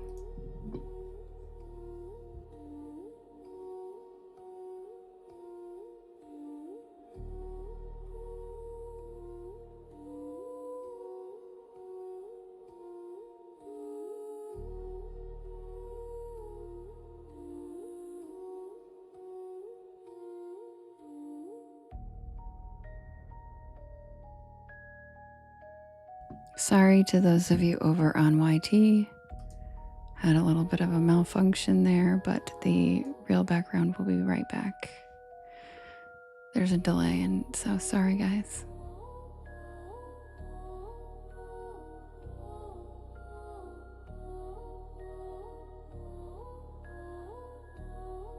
Oh, thank you, Melissa. Welcome to the porch.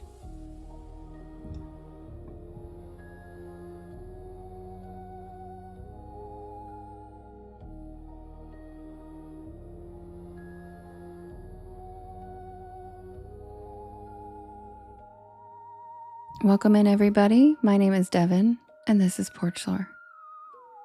And I tell spooky bedtime stories to help you relax your nervous system and fall asleep. And I'm here every single night at 10 p.m. Eastern Standard Time until about 1 in the morning. I do write and record all of these stories myself, and you can listen to them whenever you would like on my YT channel, as well as all of the podcast streaming sites. Just look for Porch Lore and you'll find me.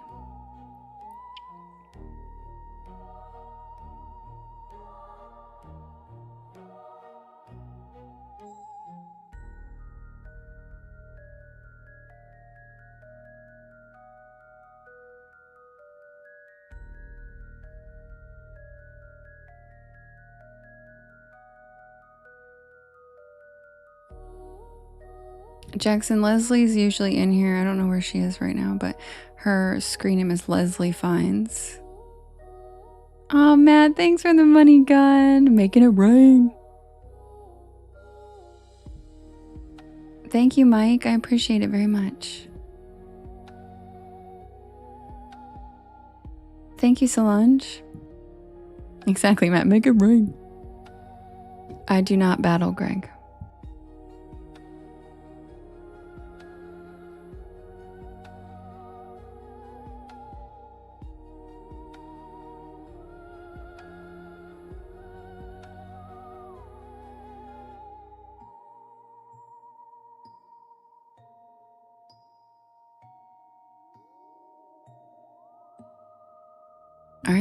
All right, guys.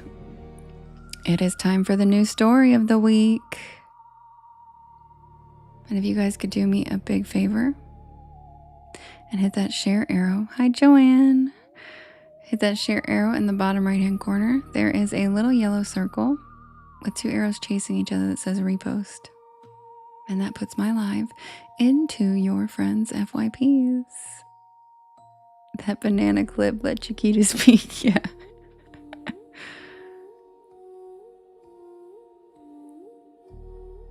Five letters, YMCMB.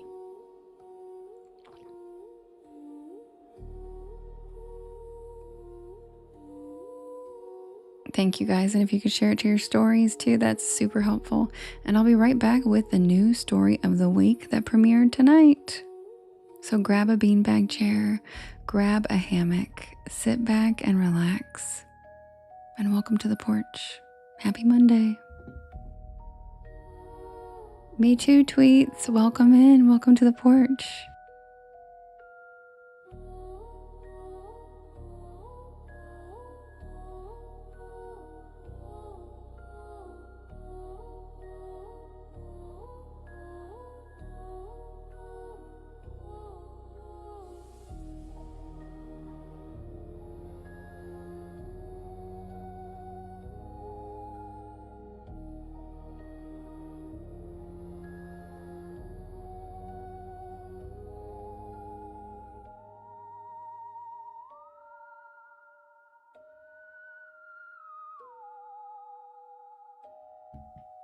Thank you, Maureen. It's so cute. Thank you, Drama Mama. Hi, Megan. Welcome to the porch.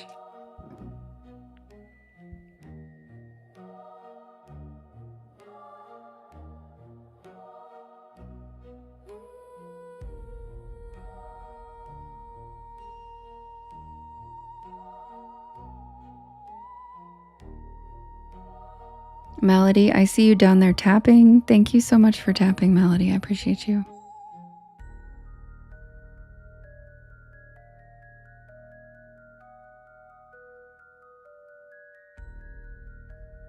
Thank you, Susie Q.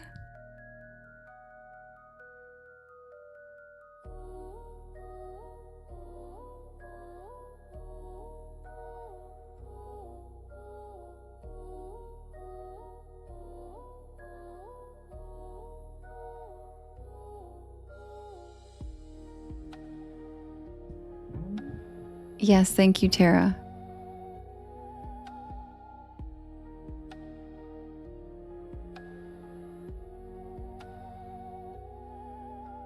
And that's so cool, Jackson.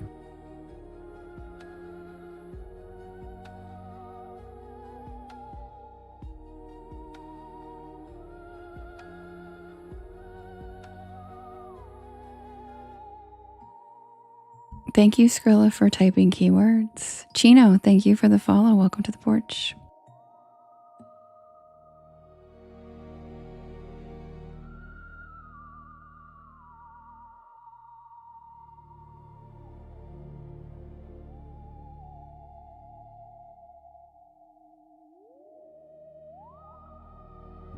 Thank you, Snarky. Snarky Arky, by the way. Oh, thank you, Lily. I'm never going to get over someone coming in and at 5 seconds after I said I'd be right back with the next story, they said, "Where are the stories?" And Brooke said, "Up my ass." I'm never going to get over it. Brooke straight up said, "Up my ass."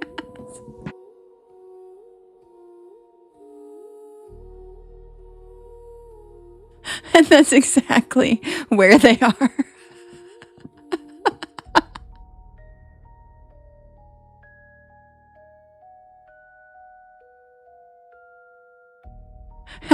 know it made me so happy, Brooke. I love it. Yep. I love it, Brooke. I don't even care. You can, when people come in titles like that, you can absolutely. Yeah, it was.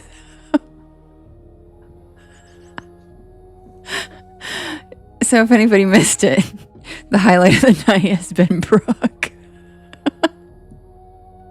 Our very own B-Dub. Hi, Mary. Hi, Jade.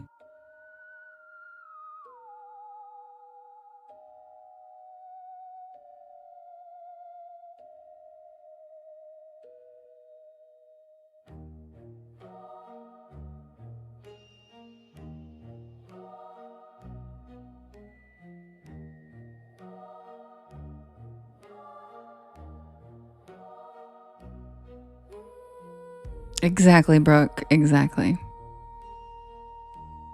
Thanks, Mackenzie.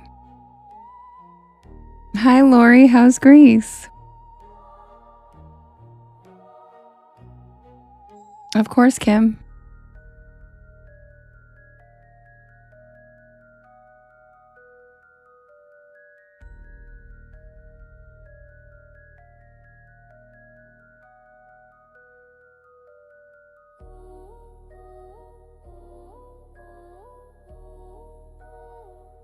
Exactly, Brooke. Brooke's like, don't start no shit, there won't be no shit. Okay? It's that simple.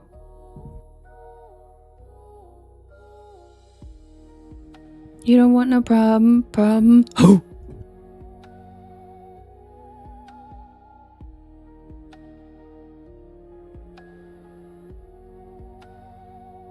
Really, Lisa, I tried to keep it together, but she said it in the middle of a story, and I just like, I lost it.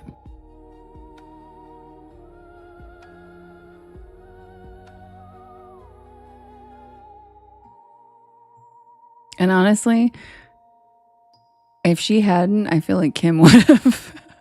Thank you, Kusan. Thank you, Lily.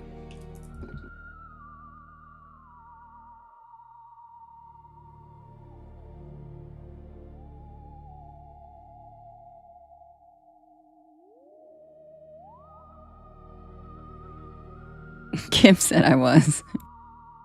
Thank you for the adorable metamorphosis butterfly. Thank you, Neo. Hi, Possum.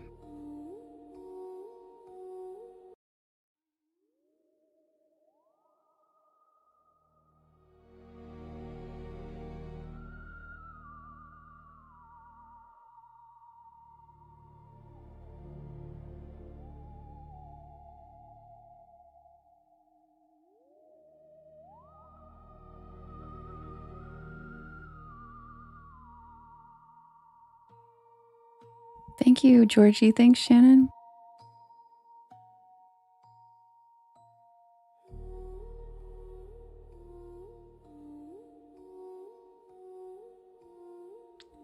Submitted for the approval of the Porch Pal Society.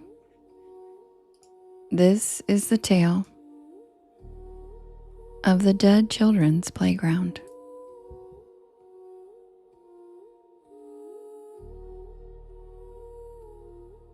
Thank you, Deborah. Thank you, Lily. Hi, Crystal.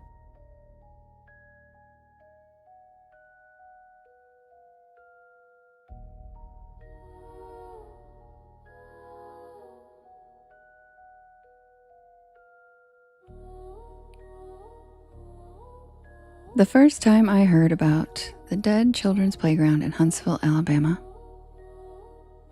it wasn't from a travel guide or a ghost hunting show. It came from a porch pal named Ashley. Thank you, Lisa. She sent me an email about it, and she even went out of her way to post pictures on the Porch Lore Decord page. So, I had to check it out for myself. Thank you, XTR.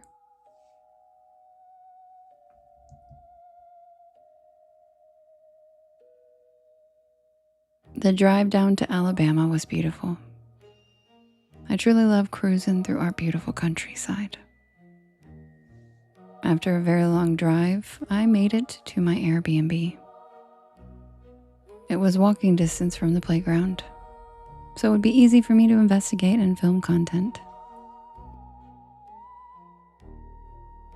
The playground sits beside Maple Hill Cemetery, one of the oldest burial grounds in Alabama. Locals say that at night, the swings move on their own, even when the air is still. They say children's laughter can be heard long after the park is supposed to be empty. The story goes that spirits of children buried nearby come out to play after dark. Thank you, Mace. The first day I was there, I decided to go for a walk around the neighborhood. There were a lot of historical things in the area, not just the cemetery. Plus, I thought it would be better to check out the cemetery at night. The Alabama sun was high, flattening shadows and bleaching the color out of everything. As I was walking around, I noticed a little girl. She was walking down the sidewalk on her own, and it looked like she had a fresh scrape on her knee. And I could see blood. She was hurt. She looked upset and lost.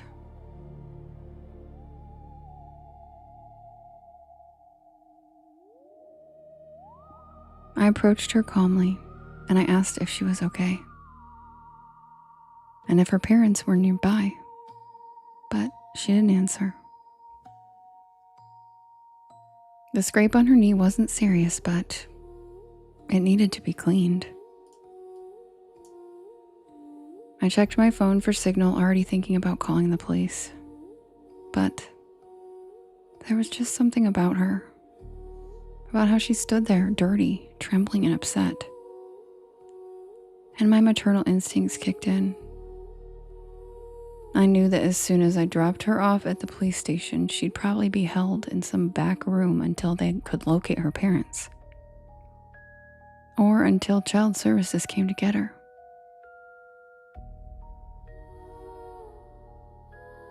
So, I decided to help her first and report it second. I chose humanity over avoiding liability. So I asked her if she would let me clean off her boo-boo at my house across the street. I figured that way I could give her something to eat and drink too before I took her to the police station. She looked at me, smiled, and reached out her tiny little hand for me to grab it. And then she followed me, holding my hand without hesitation.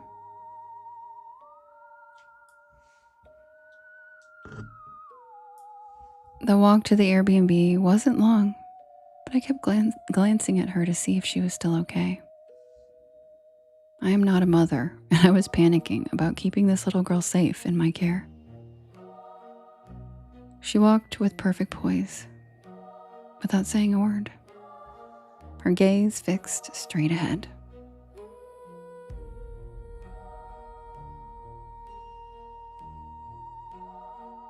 We got to the house, and I cleaned her knee with a damp cloth and an antiseptic from the Airbnb's first aid kit. She didn't flinch. She didn't even react at all. The cut looked recent, but there was something odd about it. The edges slightly darkened, like it hadn't happened today. I wrapped it up, and then I gave her something to eat. Cheese and crackers and some strawberries. And as she nibbled at her snacks, I tried to get any information I could out of her. The names, streets, a school, her age, anything. But she still said nothing. Later in the afternoon, I decided that she had finished her snacks and there was no reason to wait any longer. A lost child with no identification and no response, it needed to be reported. So, I calmly told her that we were going to go to the police station and that someone there would help us find her parents. and that was the first time she reacted. It wasn't dramatic, no crying, no resistance, just a shift. Her shoulders tightened and she looked uneasy. The station wasn't far. I parked out front and I turned to her and I explained gently that we were going to go inside together and that everything would be okay. She didn't move. I tried again, softer this time, reassuring. Still nothing. The tension in her small frame felt absolute. She was refusing to get out of the car. And I didn't want to force her. I don't know anything about this little girl or what she's been through. So I went inside alone and I explained the situation to the officer at the front desk. A young girl, injured, unresponsive, possibly lost, refusing to get out of the car. And I asked if someone could come out to the car instead and help me convince her to get out. And the officer agreed. So we walked back together. As I reached for the car door, I remember already turning to try to explain her behavior, her silence, her fear. And then when I looked inside, the back seat was empty. My car was empty. She was gone. She had run away. The officer checked the surrounding lot, the sidewalk, even behind the building. There was nowhere she could have gone in that time it took me to step inside. And no one saw her leave. Eventually, the police took down a description of her and told me that they'd keep an eye out. And I left. Evening was creeping in slowly now, and the sky was shifting from a pale gold to a deepening blue. I had driven across town to run a few errands and pick up some dinner. When I noticed her, the little girl. She was just walking down the sidewalk looking terrified and lost. Relief hit me at first, but then confusion. How did she get this far from the police station so quickly? It would have taken her half a day to walk across town. I stopped my car beside her and I rolled down the window. And she smiled when she saw me. And I asked her if I could help her. I told her that I just wanted to help her find her parents.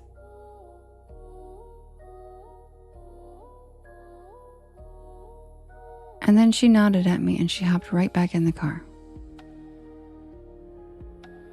By this point, the sun was setting, and the roads grew quieter as we moved away from the center of town. Her directions coming not in words, but in small gestures, subtle turns of her head, slightly pointing with her hand for me to turn. But it was enough for me to follow. Streetlights flickered on one by one, and the sky darkened, and the houses thinned out, replaced by stretches of trees. And then I realized that we had arrived at the entrance to Maple Hill Cemetery. The iron gates silhouetted against the last light of dusk. I parked, and we sat there in silence. And then I looked past her at the rows of headstones disappearing into the dark, and I saw two figures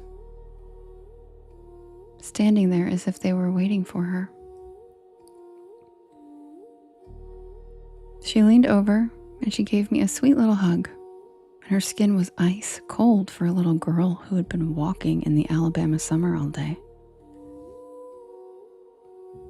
And then she hopped out, and she walked toward the edge of the playground where it met the first row of graves.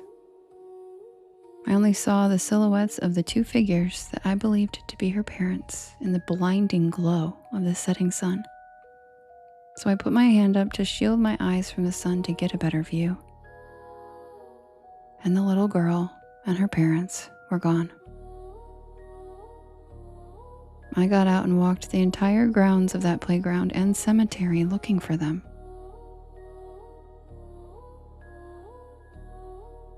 Looking for any sign that other living people had been there. But I found nothing. I don't know why that little girl's lost spirit chose me. But I hope being reunited with her parents helped them all move on.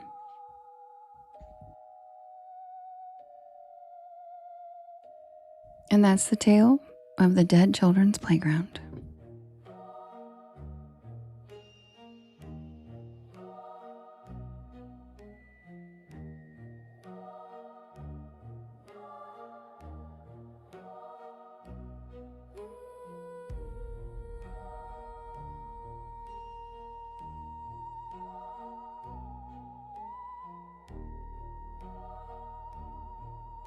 Thank you, Cats and Coffee. Thanks, guys. I hope you liked it.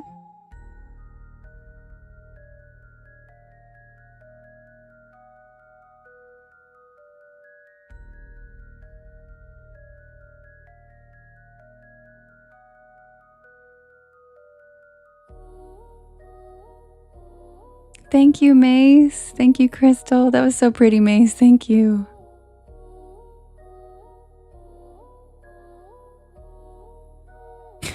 Courtney, it kind of was. Thanks, Mary.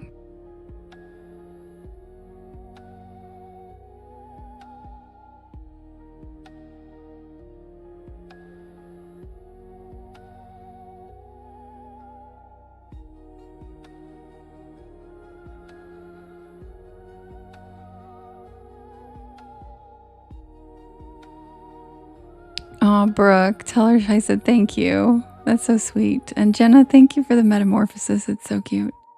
Thank you, Bisbee.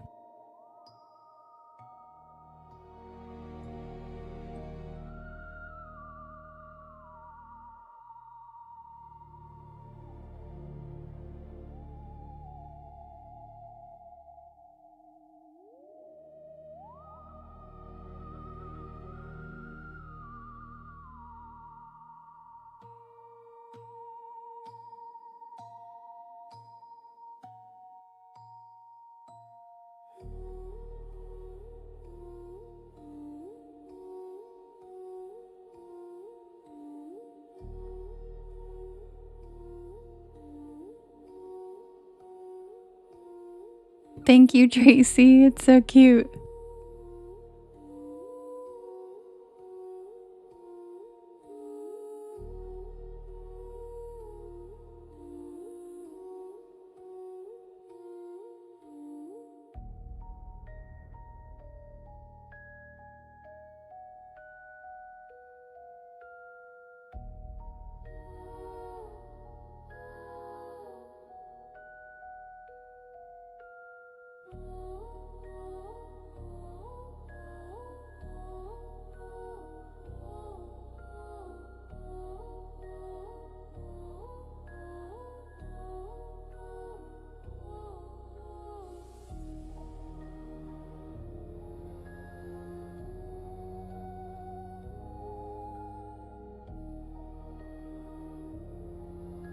All right, you guys, I'm just setting up the poll for the next story. Feel free to hit that share arrow and share it out and share it to your stories and repost. I appreciate it. Thank you, Megan.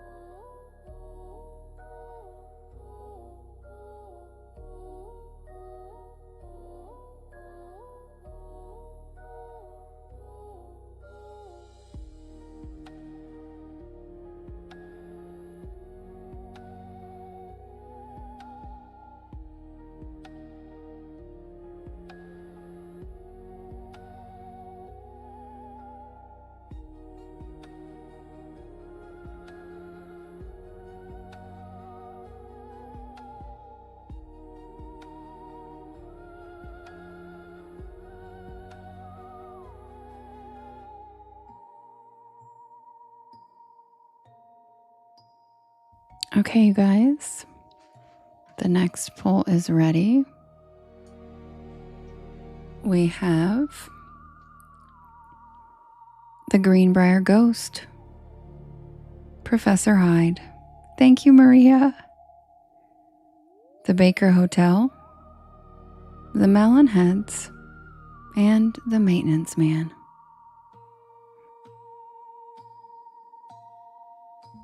You guys can vote in the top left-hand corner. There's a blue box, and you can vote up to 50 times, and you can vote for more than one story.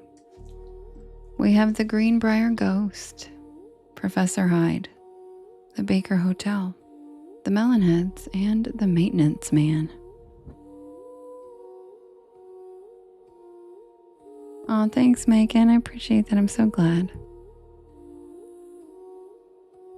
Sorry, lovely.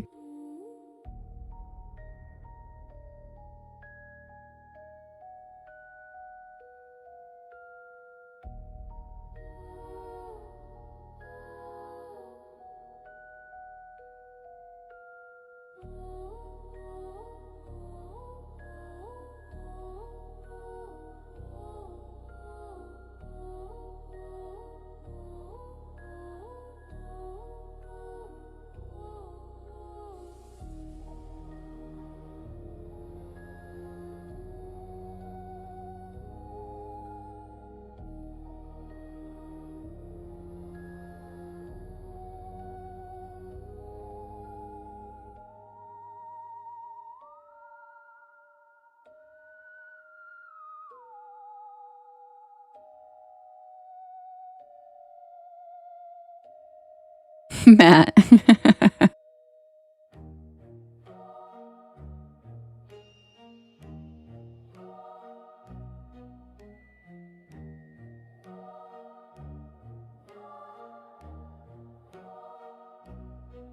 Hi, Daniel-san. We miss you.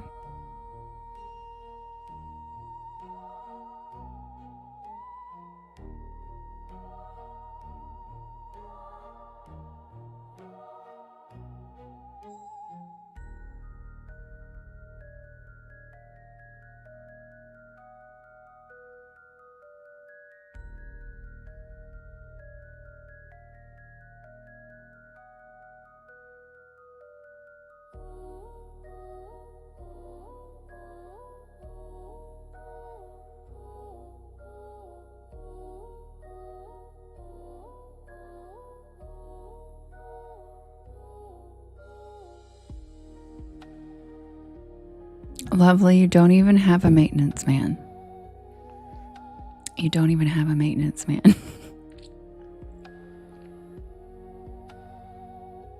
Really, Melissa?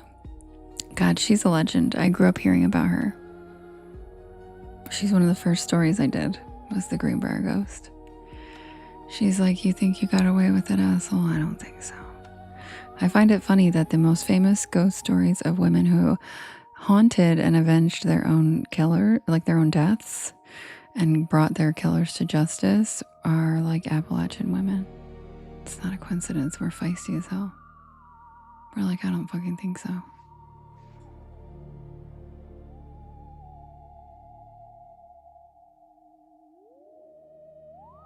Hi, Golden. It is right, Melissa. That's right. We're like, yeah, pain in the, yep. And I'm like, if you marry an Appalachian woman, don't unalive her. It'll be the last thing you do. It'll be the worst thing you've ever done in your life. Melissa, yes, I grew up in the Piedmont Triad, right in the foothills. The Piedmont's actually in a drought right now. We need rain. I don't live there right now anymore, but I keep up with it. All my friends do. The meanest native women, really, Brooke? I love that. That checks out. Hey, where are the stories? Up my ass. Oh, really? Yeah, you can actually go to Jamaica and check it out.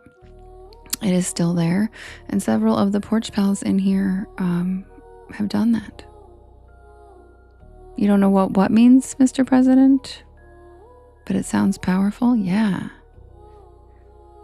What don't you know what means?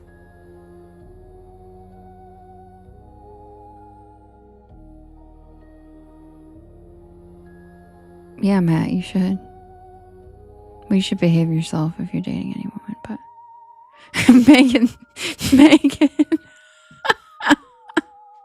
Megan, you're gonna fit right in. You sure as shit are gonna fit right in the sweet holes. Hi, Lulu. You're from Germany? Oh my gosh. I'm so glad we have lots of people that listen in the morning on other parts of the world. You've been to Montego? Nice. Yeah, we were talking about the Appalachian Mountains.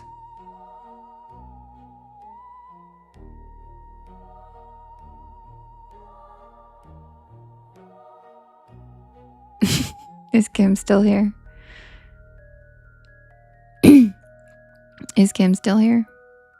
Yeah, Melissa's also from Appalachia. Hi, Eric. Welcome in.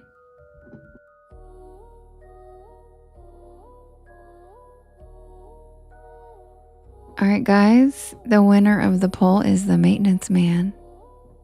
And guess what? This is one of the images that I gave a new background. Yeah, share to your Appalachian friend. A lot of my stories are Appalachian based. That's what we were just talking about, is the Greenbrier ghost stories, a famous Appalachian ghost story.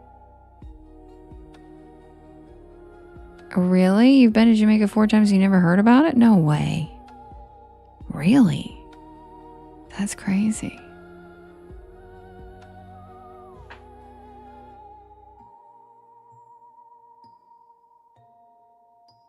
Yeah, Code Red, that is the truth.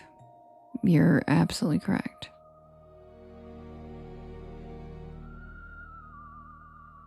You're from the Ozarks? Cool, snarky-arky.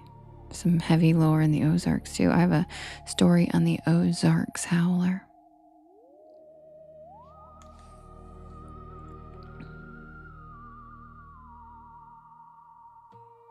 Yeah, we have 2 porch bells who have actually seen the ghost of Annie Palmer in Jamaica.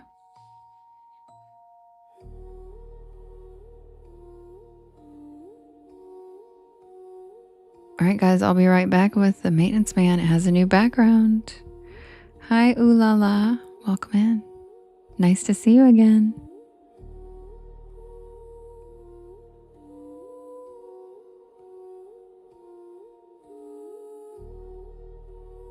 Oh my God, really, Jules? Yes, look it up. And here's another thing you guys don't know about Annie Palmer that we didn't know until we watched it in Kim's live last Saturday, or the Saturday before.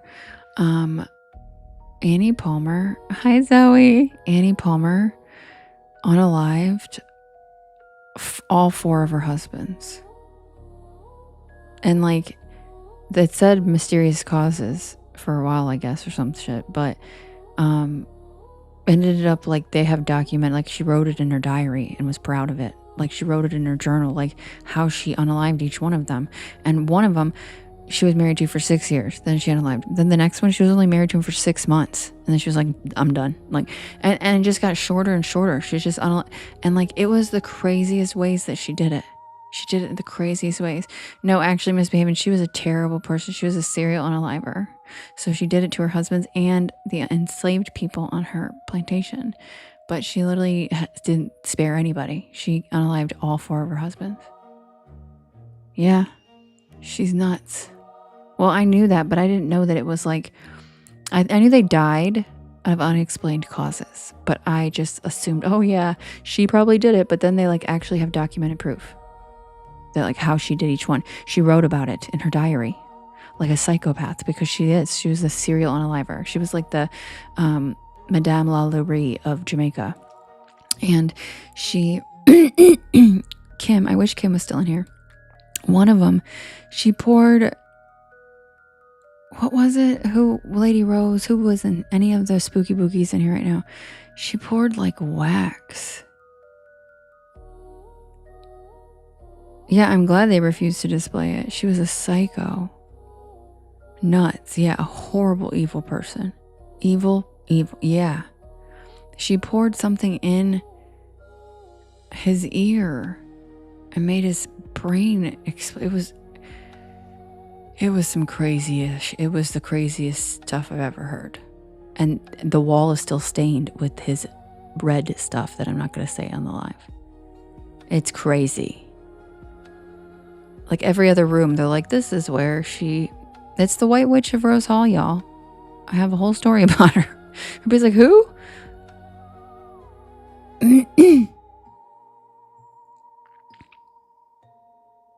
Yeah, it is real, Kendi. We watched an entire documentary on her on Kim's live 2 Saturdays ago. In his sweet hole, beefy. It was crazy. She's a horrible person.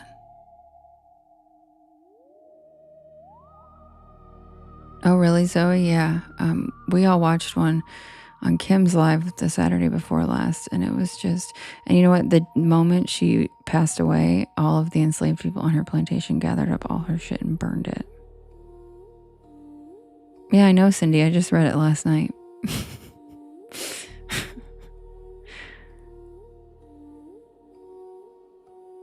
Yeah, misbehaving, exactly. That's the thing is, yeah, it wasn't like vengeance for abusive husbands like you would think it sounds like from that era. No, she was just an insane person. Yeah. Anyway, who is Kim? Oh, Steven. Kim's one of our best friends, porch pals, one of my moderators. She's in here somewhere. She may have fallen asleep, but she does lives on Saturdays where we watch paranormal stuff. It's amazing. Yeah, exactly, Snarky. Yeah, she's here somewhere. Thank you, Shay. They're so cute, Shay. Thank you.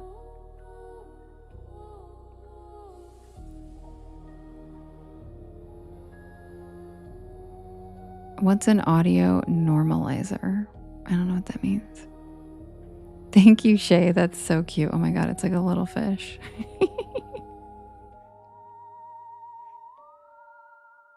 Oh, thank you, Kendi. Thank you, Kendi. Yes, and if you guys aren't caught up on Sweet Hole, earlier I was trying to say sweetheart and I was reading somebody's comment saying asshole and I said Sweet Hole. So now that's a thing. Really, Rachel? Oh God, she's terrible. Oh, thanks, Nikki. Yeah, so now everybody's using the word sweet hole. It's gonna be a word. Like earlier, Megan said, yeah, right in the sweet hole. So people are now, yep, sweet hole's a thing.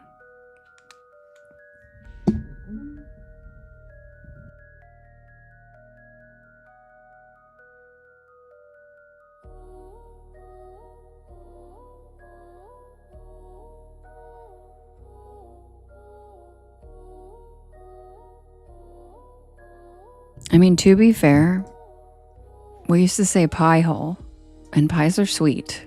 So the sweet hole could just be your pie hole. No, Jade. Nope. No, it's a thing now.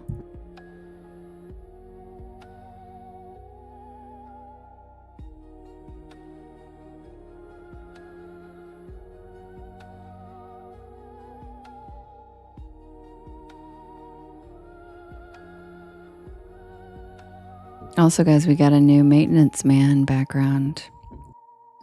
Like I mentioned, I had to redo a bunch of them because TT was saying they were blurry because they were screenshots of videos. So we got a new one.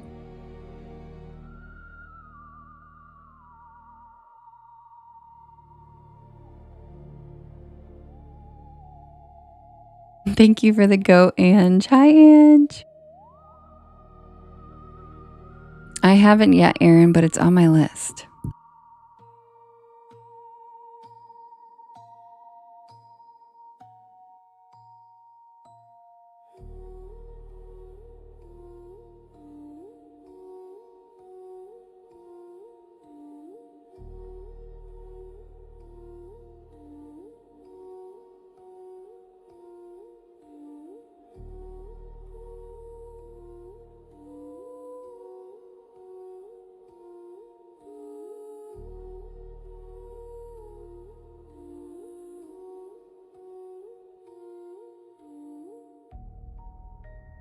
Thanks, lovely.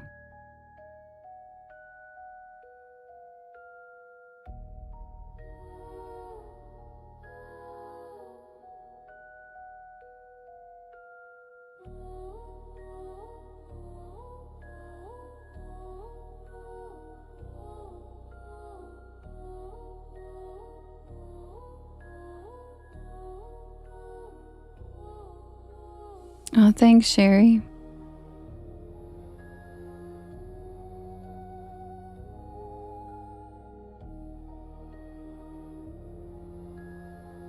Just passing by. Thanks for your first gift. Welcome to the porch.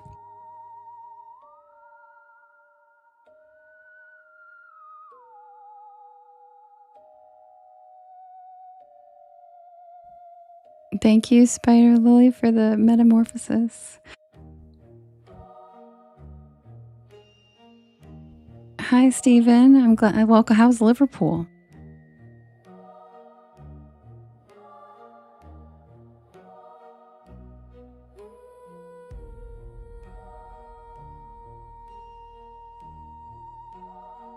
Sherry, thank you for all the little cuties. Look at how cute he is. I love him. So adorable. Oh, thank you for the cakes.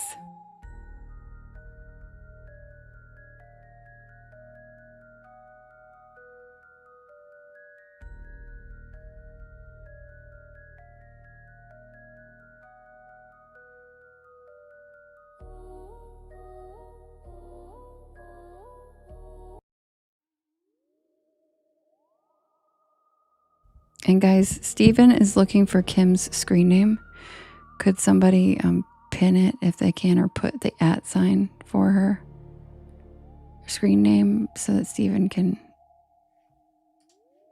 This gentleman from Liverpool would like to follow Kim.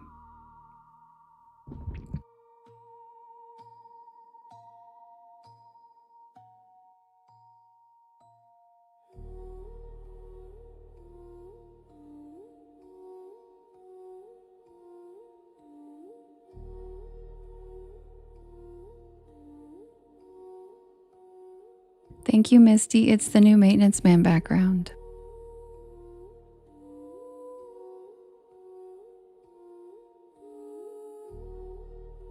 It's just a different angle of the same old building.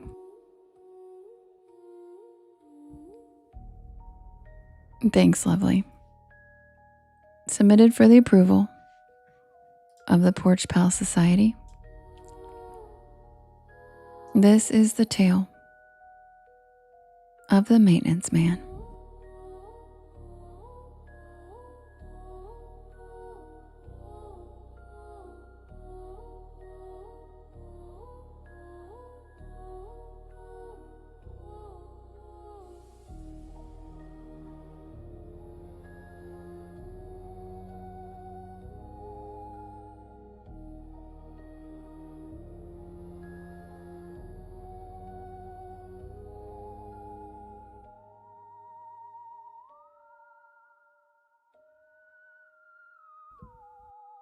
Danny, thanks for the follow. Welcome to the porch. Why can't you pin, lovely? Swipe out and come back in. That happens to me in Kim's live all the time.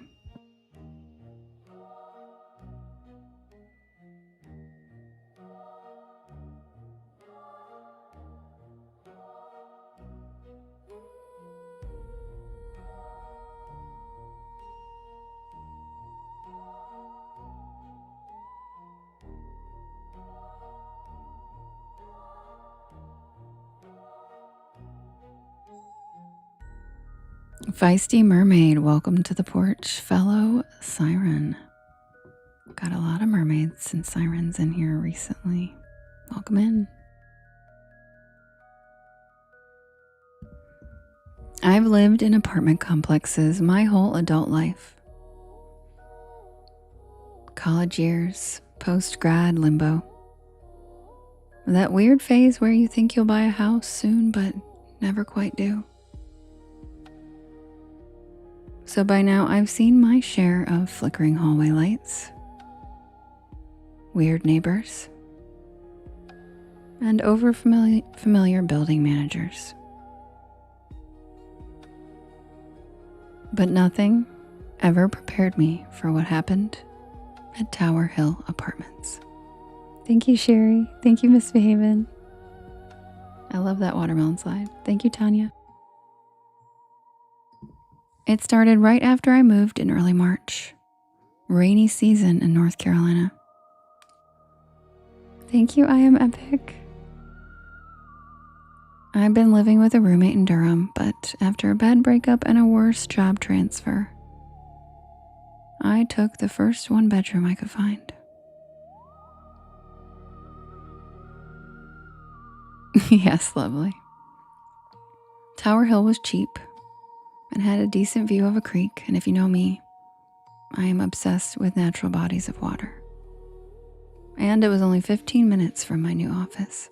Thank you, Sherry. The only catch was that it was old. And not the charming old that I usually look for. No, this place was just an unmaintained kind of old. The kind of place with water stains on the ceiling and mailboxes that didn't lock, and a dumpster that stayed full no matter how often it was emptied.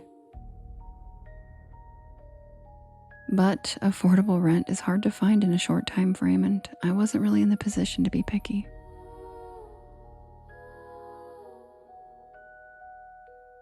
My first interaction with the building's maintenance man was when my kitchen light went out. I had only been there 4 days.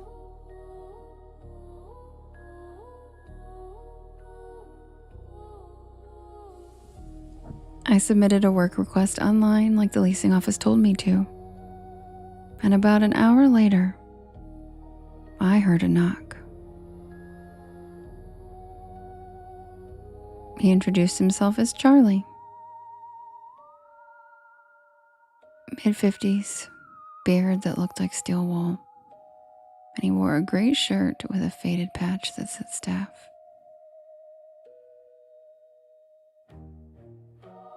He didn't talk much, just nodded when I explained the issue and climbed onto my counter and replaced the bulb with one he pulled from his pocket. And that was the first time I noticed the smell. Something about him reeked, like rust and mold. It wasn't body odor. It was like old metal or something. But I didn't say anything. He fixed the light, climbed off the counter, nodded at me, and left.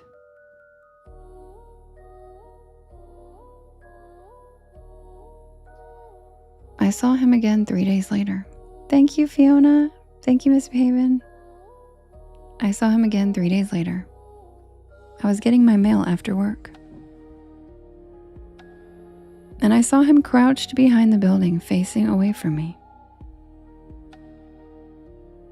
It was getting dark, but I could see that he was messing with something on the wall, prying open a metal grate with what looked like a screwdriver. I called out to him just casually like, "Hey, Charlie." But he didn't turn around. He didn't even flinch.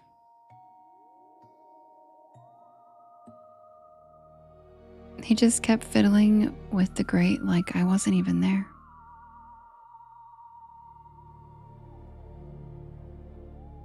Okay, weird, but harmless.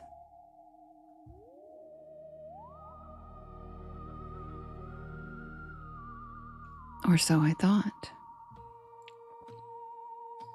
The next night, I was woken up by a sound. A dull thump.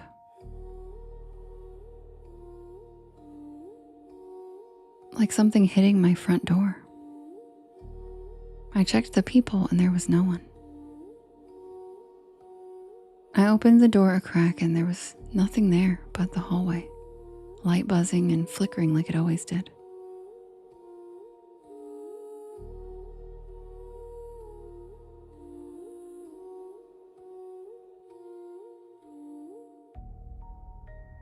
When I looked down, there was a small black object sitting on my doormat. It was a key. Not my apartment key. It was a long, narrow, old-fashioned looking key. Brass, tarnished, but still shiny enough to catch the light. There was no note and no explanation. I left it on the kitchen counter and I went back to bed. Unnerved, but too tired at that point to care. The next morning, I took the key down to the leasing office. The receptionist was new and barely glanced at it before saying it probably belonged to an old unit or storage. She offered to take it, but I said that I'd hold on to it just in case.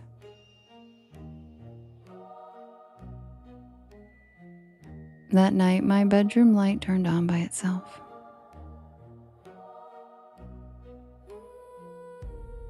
I woke up around 2 a.m. to full brightness, even though I never used the overhead fixture, just the lamp by my bed. I sat up, heart pounding, and I looked down.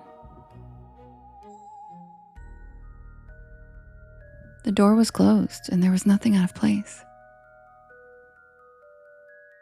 But the light switch had been flipped on, and I live alone. At first, I told myself maybe I'd bumped it on the way to bed. Maybe I'd been more tired than I thought. But then I noticed something else. My closet door was open.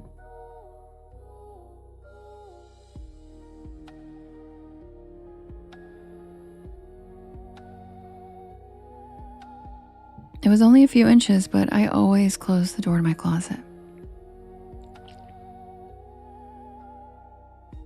I didn't sleep the rest of the night. By the next morning, I had myself almost convinced that it was nothing. Maybe the lock didn't catch all the way, maybe I'd kind of dreamed it.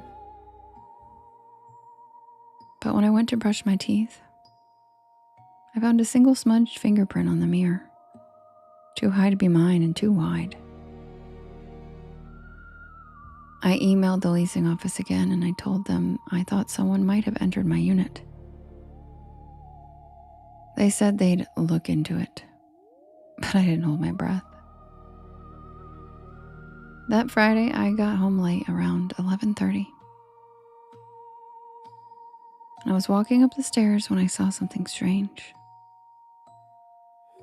My apartment door was open, just wide enough to see the corner of my coffee table. Oh my God. I froze. I knew I had locked it. I'm OCD and I'm a woman who lives alone. I always double check.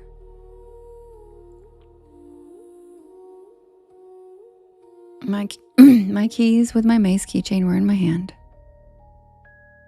My heart started racing, pounding. I crept up to the door and I pushed it open slowly. The apartment was dark and quiet, but something was off. The air smelled different, like old wood, stagnant water, and something else. My skin started prickling with goosebumps, the kind of instinctive full body alert that tells you something's wrong. So, I quickly backed out of the apartment. I shut the door, and I called the police from my car. Thank you, Holly. They came and did a sweep, and nothing was stolen, nothing was broken, and there were no signs of forced entry. They told me it was probably a maintenance worker who forgot to lock up after a routine inspection. When I asked what inspection, they didn't have an answer. And then I asked if there was a man named Charlie on the building staff. And they told me there was no one by that name working there. What?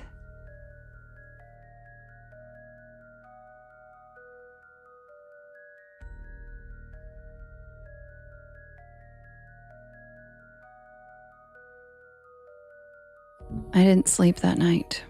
I didn't sleep much after that at all. Then, the smell started showing up again. I'd walk into the bathroom and I'd catch a whiff of that same moldy, coppery scent. I'd come out to my kitchen in the mornings and my dishes would be rearranged.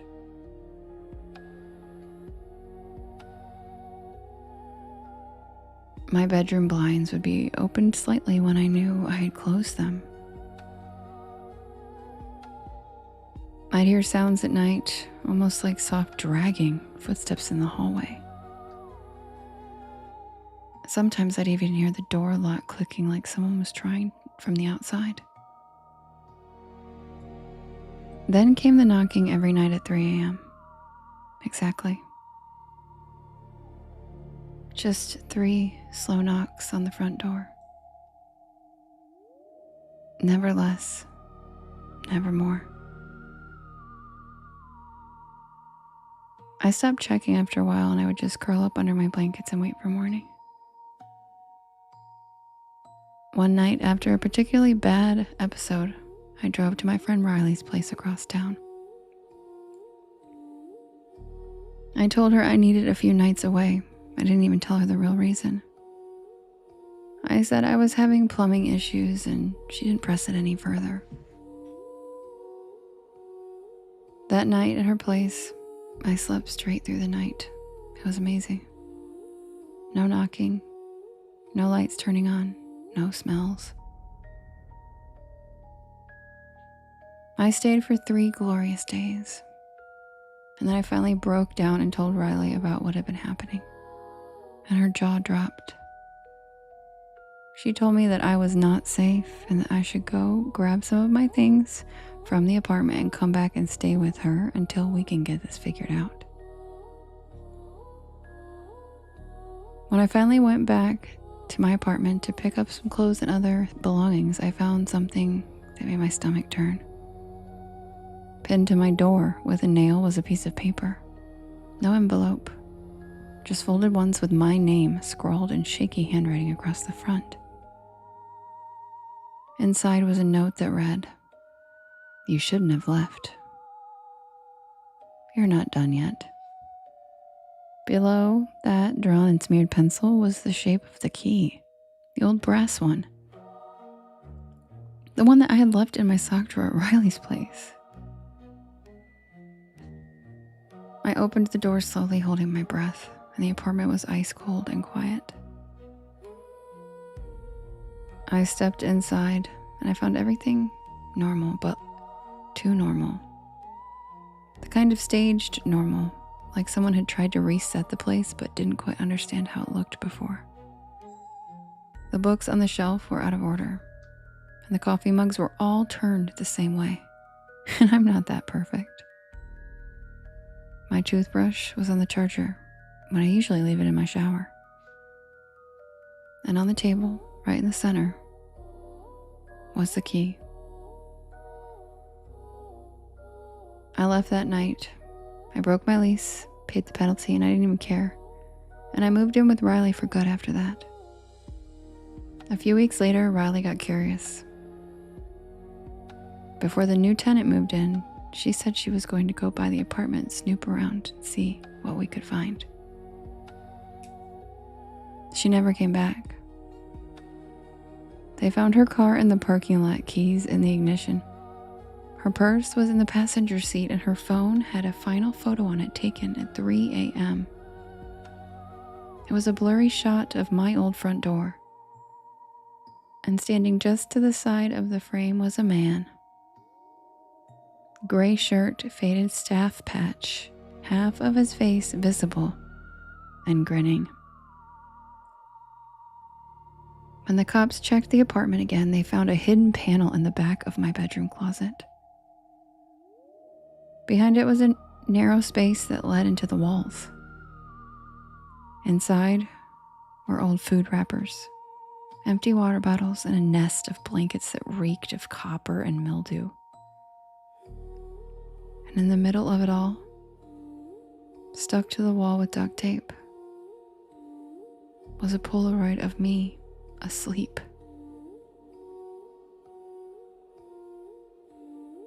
I left town after that, and I never looked back.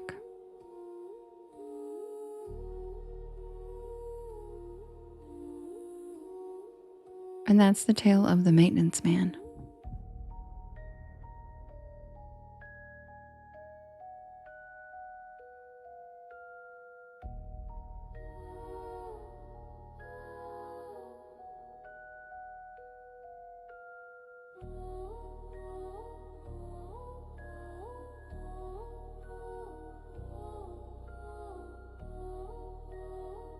Oh, snarky, you should hear my story crawl space. See if it's scarier. Thank you, Michelle.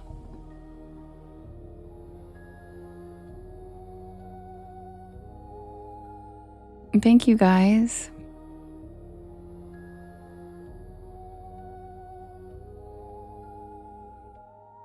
It was the key to my closet.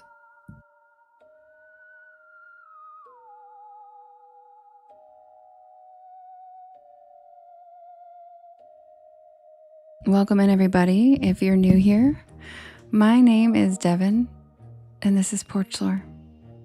And I tell spooky bedtime stories to help you relax your nervous system and fall asleep. And I am here every single night at 10 p.m. Eastern Standard Time until about 1 in the morning. I do write and record all of these stories myself, and you can listen to them whenever you would like when I'm not live on my YT channel or all of the podcast streaming sites. Just look for Porch Lore and you'll find me. I also have all of the links in my bio.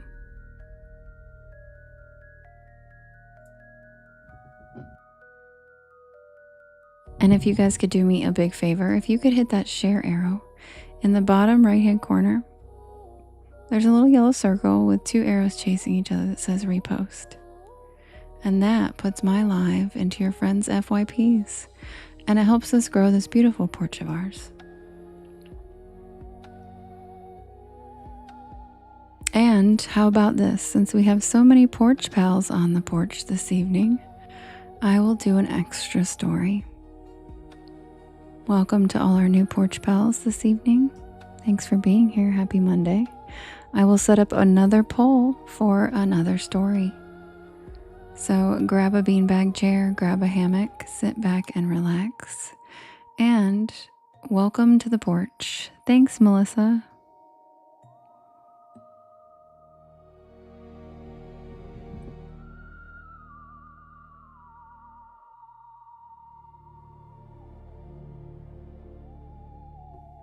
Code Red. Code Red. I used to have a guy that wrote really creepy poems on the back of my mail. Yep. On the back of my mail. And then slide it under my door. What the fuck?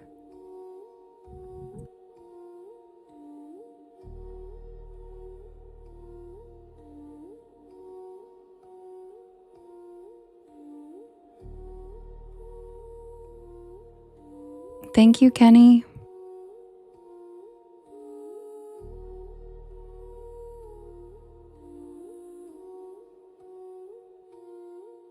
Also, something terrifying to tell you guys. You know the box of chargers and cords under the bed in the mad scientist story? That actually happened to me. That actually happened to me once, and I freaked out. True story. And I will tell you that that guy is literally in prison for murder. Yep. And I helped put him there.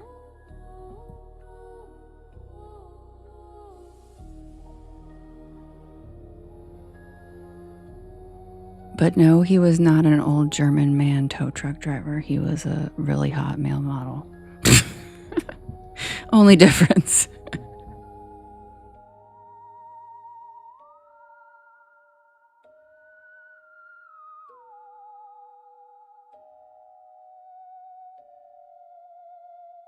And yes, Kim, I survived. He was actually obsessed with me. He hated all other women for some reason except me, which was actually terrifying. And I didn't know whether that was like the worst position to be in or like better, but I did survive. So I guess better. But it was one of the crazy experiences of my life. Not gonna lie. And I had like PTSD from it for a while because he used to stalk me and follow me places and stuff. And like for a while after that, when I'd be in a really crowded place, like a club or a bar or something, I'd swear like if there were like flashing lights and it was dark, I'd swear I'd like thought I saw his face places because he used to do that to me and stalk me at my work, which was nightclubs. And so like, I was like, this is straight up like PTSD. Like I straight was traumatized by this. Yeah, it was traumatizing. And I was like hallucinating. Like I was like, I'm across the country. There's no way that I just saw him there. But I would like think I saw him places. Like one time I thought I saw him at the line at the post office. And I was like freaking out. And it was definitely not him. But I was like, dude, I'm traumatized for sure. But now he's in prison, so.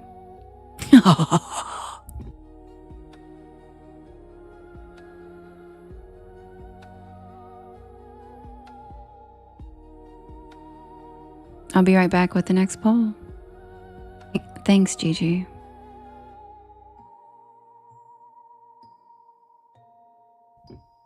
Well, Gigi, he got out last year, I believe, and like 5 million people messaged me to warn me and tell me. And then he couldn't even help himself. And within 3 days of release, he assaulted someone else and was thrown right back in prison. So, for life, yeah, I'd pretty much say now for life. Yeah, thank you. Thanks, guys. I don't ever talk about it very often, but it came up that some of the things in my stories, a lot of the things that I add to my stories are true experiences. So,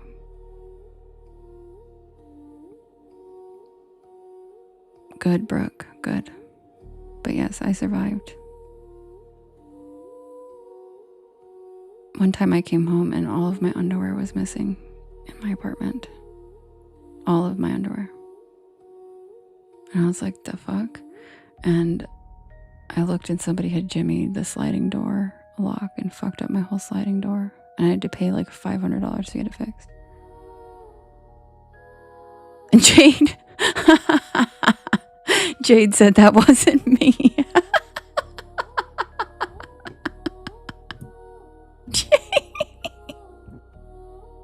He even stole the period panties. Like, bro, really? Bro, really? Yeah, no, exactly, Skrilla.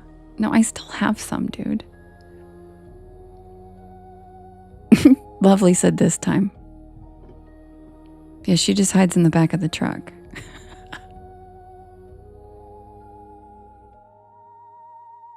All right, I'll be right back with the poll.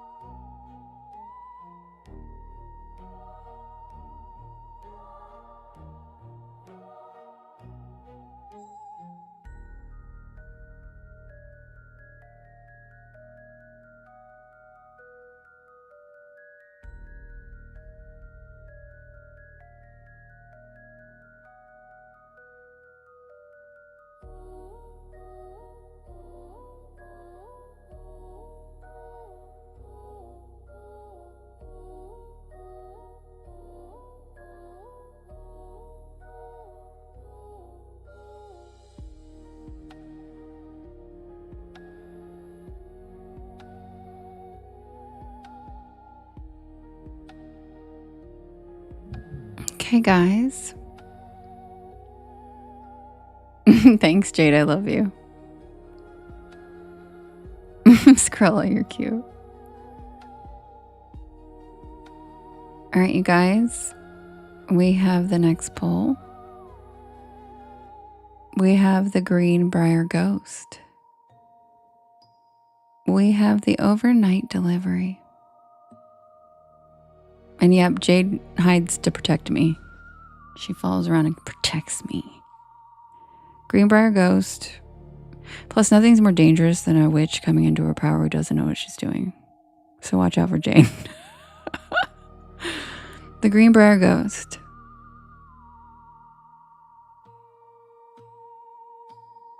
The overnight delivery. The Lubbock Lights. The Flatwoods Monster. And Booger Hollow.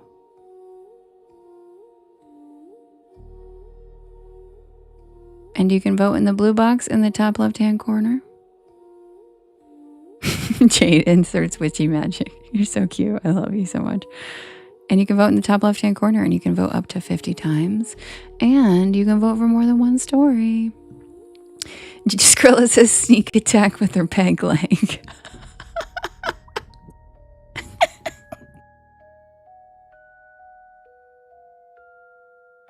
And Brooke said, I'll guard your asshole like no one's business.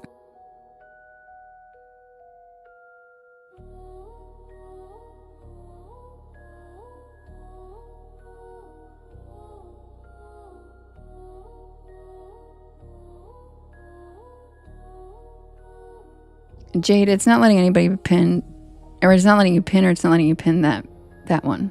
Because if you swipe out and come back in, it's been letting you pin. Oh, Jade has a peg leg. To the sweet hole.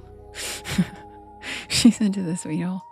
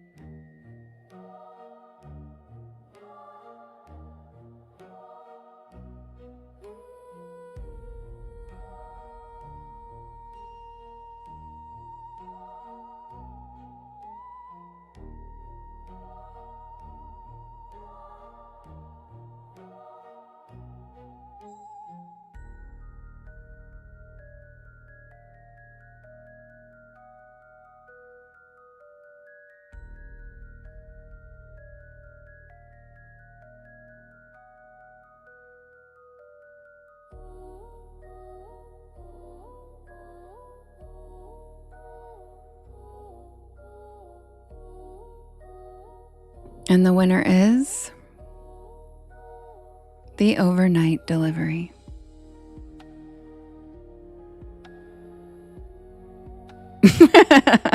Jade. Yeah.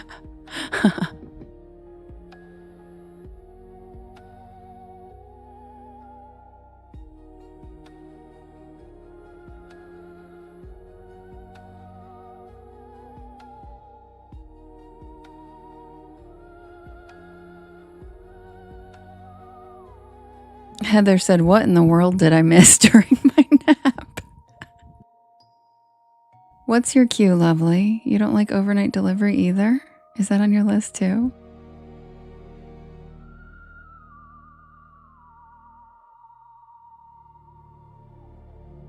The winner is overnight delivery. I love Lovely because she also isn't very good with scary stories. And she is my mod, and she's so sweet that like there are a few stories that she did that are too scary for her, and she's like, okay, I'll be right back. I really only don't like crawl space and overnight. Yeah, see, she doesn't like crawl space and overnight delivery. Creep her out. Maintenance man you can tolerate, right? Because you don't have a maintenance man. But yeah, a good night, Lovely. You have a headache anyway. Go to sleep. Yeah, Lovely's like, my name's not Riley. I don't care. I know. Isn't it so sweet? She's like, she tolerates it just for me because she's so sweet. Go get some sleep and nurse your headache. We love you. I'll be right back with the overnight delivery.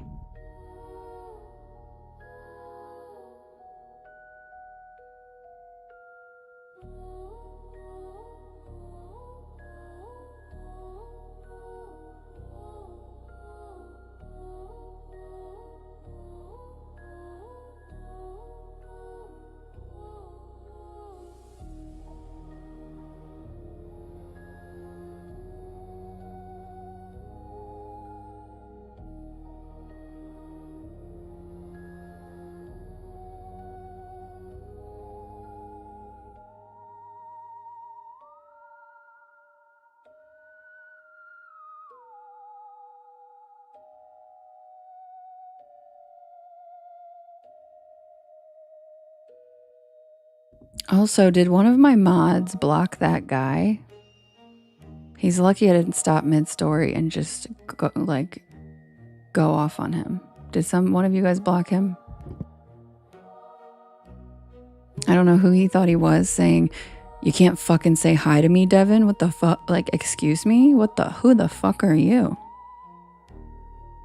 So thank you, whoever. Yeah, DAC. How dare him? You don't talk to me like that. I don't even know you. And he comes in here acting like he's like a pissed off husband or something. Like, what the fuck? Yeah, so thanks, Scarlett. So thank you guys for blocking him. I appreciate it. I could not believe he came in like that. Yeah, I didn't miss a beat, but I saw it. Yeah, they're diabolical. He came in and was like, so you're just not going to fucking say hi to me, Devin? That's what he said. I don't know how the comment even got through. But he straight said, fucking. I'm like, excuse me? He's very lucky that I didn't. Oh, your name's Devin too? Hi. Yeah. People are so rude. Right, Sherry? I know. Right. All right, guys. The winner is the overnight delivery driver. So I'll be right back.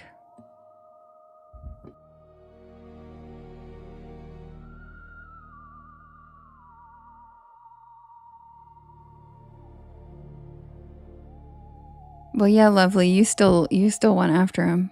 I saw you, and so did Rachel, and so did Matt. Matt said, fucking hey. Because he's like, you're not even going to fucking say hey. And Matt's like, fucking hey. I haven't. Exhibit and his cat. I bet it's really cute. Yeah, you did it too, Brooke. Yeah, several of you guys went after him, so thank you. Matt said, ask and you shall receive.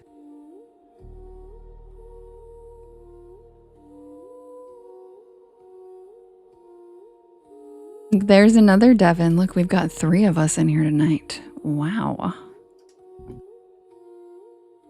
Hi, Daz. Jade said she blocked him.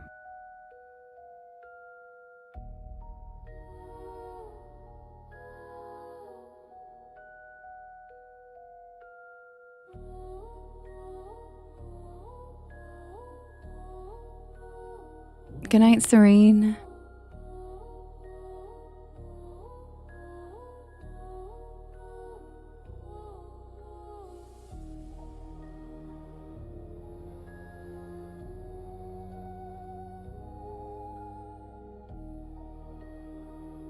The best part is that Devin Danielle spells it exactly like me, and no one I've ever met spells it with an A.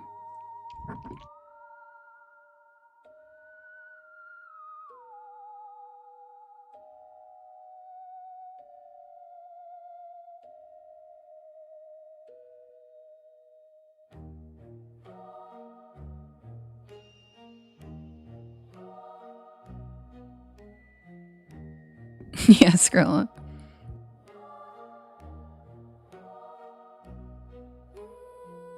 Jade, really? Are you talking about me? No, it's not the girl version. It's not. There's I and O. There's literally like no A's. It's not the girl version.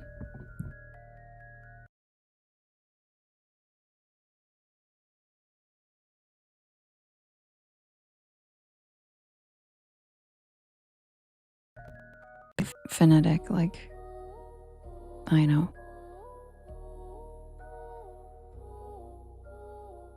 Beefy, that's funny.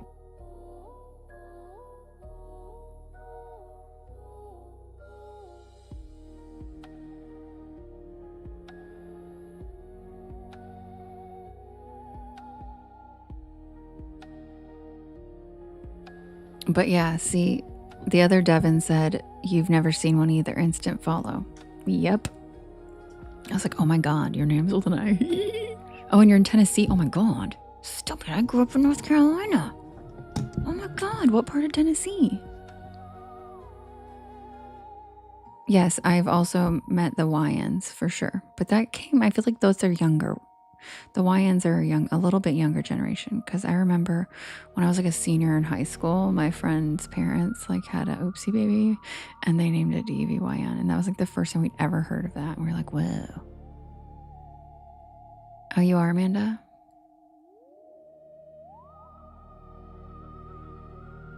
Which word, Skrilla?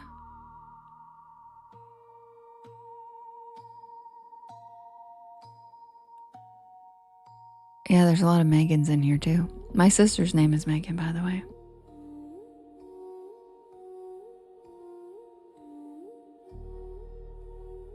Oh my gosh, look how many people are from Tennessee in here. We've got Matt, Manda, Devin. Oh, gets my name right? She gets my name right? Oh, was that before or after she told me I was so fucking annoying?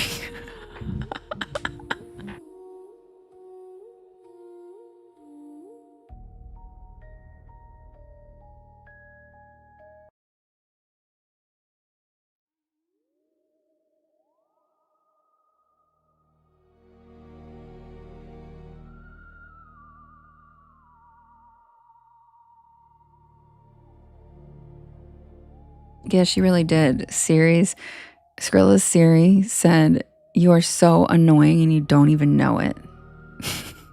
And he sent that in the chat and swears he was saying, "You're so money." It's so funny.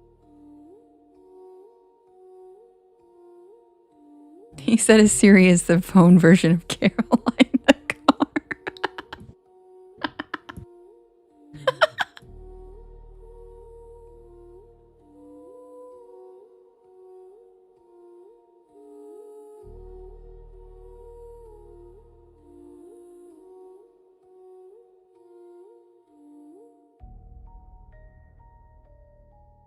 Submitted for the approval of the Porch Pal Society.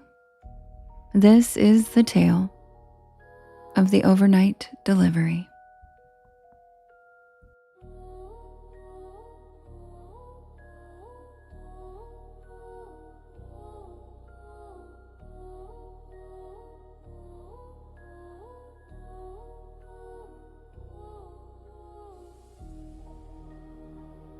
Sherry, probably Sanskrit because I'm 700 years old, remember?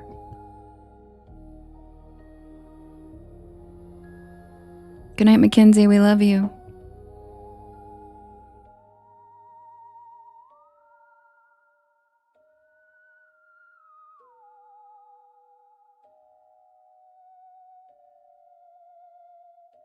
Wingding. Thank you, Amanda.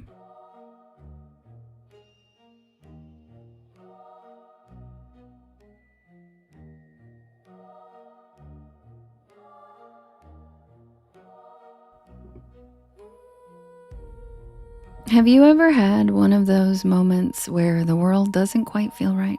Thanks, Melissa. Like the air around you shifts just a little. Just enough that your brain registers that something is off. Even if you can't put your finger on it.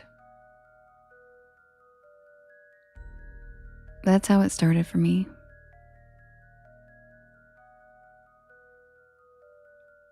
Thank you, Tony.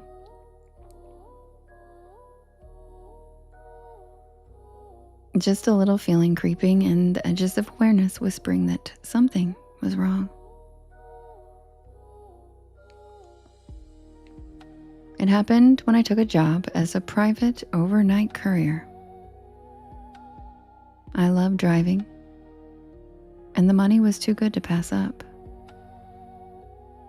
Pick up a package and deliver it by morning. Cash under the table, no questions asked. Simple. And the first few runs were easy. Meet a man in a suit. Take a locked metal case, drive 8 hours, drop it off to another man in a suit. But then one evening, everything changed. I picked up the package outside a warehouse on the edge of town. The man who handed it to me was different this time.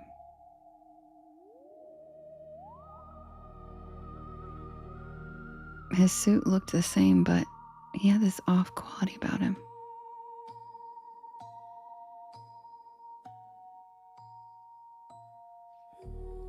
Like his face didn't quite fit. My gut told me to walk away, but I had already taken the job. I was committed. The case felt heavier than usual when I set it into my trunk, like something inside it shifted.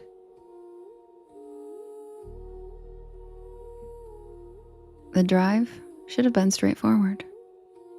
400 miles through the desert. Straight shot, no stops. But an hour in, I started seeing headlights in my rearview mirror. Hi, Rochelle. At first, I thought nothing of it, just another traveler. But they stayed there, uncomfortably close. Every turn I made, they made. Every acceleration, they matched. Thank you, Summer. Thank you, Rochelle.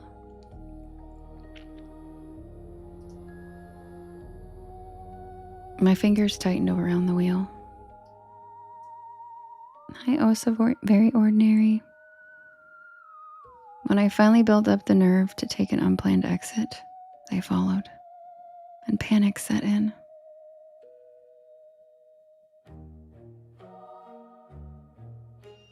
That's true, Amanda. So true. So true. My heart pounded in my chest as I floored it down the empty side road. The other car sped up too, headlights growing larger in my mirror.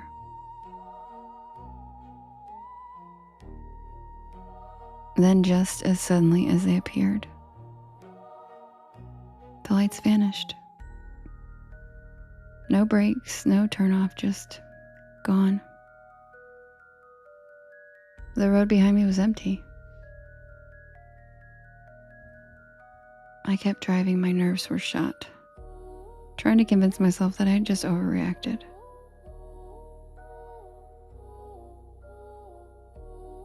But that's when I heard it. Soft, rhythmic tapping coming from my trunk. Slow, insistent tapping. I almost pulled over, but something told me that I wouldn't want to know. So I tightened my grip on the wheel and I kept driving. I kept my eyes on the road. I kept pretending I wasn't hearing what I was hearing. An hour later, my radio cut out to static. And then the tapping grew louder and more frantic. And then just as my headlights caught the next mile marker, something in my trunk screamed. Hi, Chelsea. Not a human scream, not an animal, something else. Something I've never heard before. I slammed the gas pedal to the floor, tearing down the empty highway at 90 miles an hour. I didn't care about the delivery anymore, I just wanted out. My destination was less than an hour away. I forced myself to keep going, gripping the wheel so tight my knuckles went white.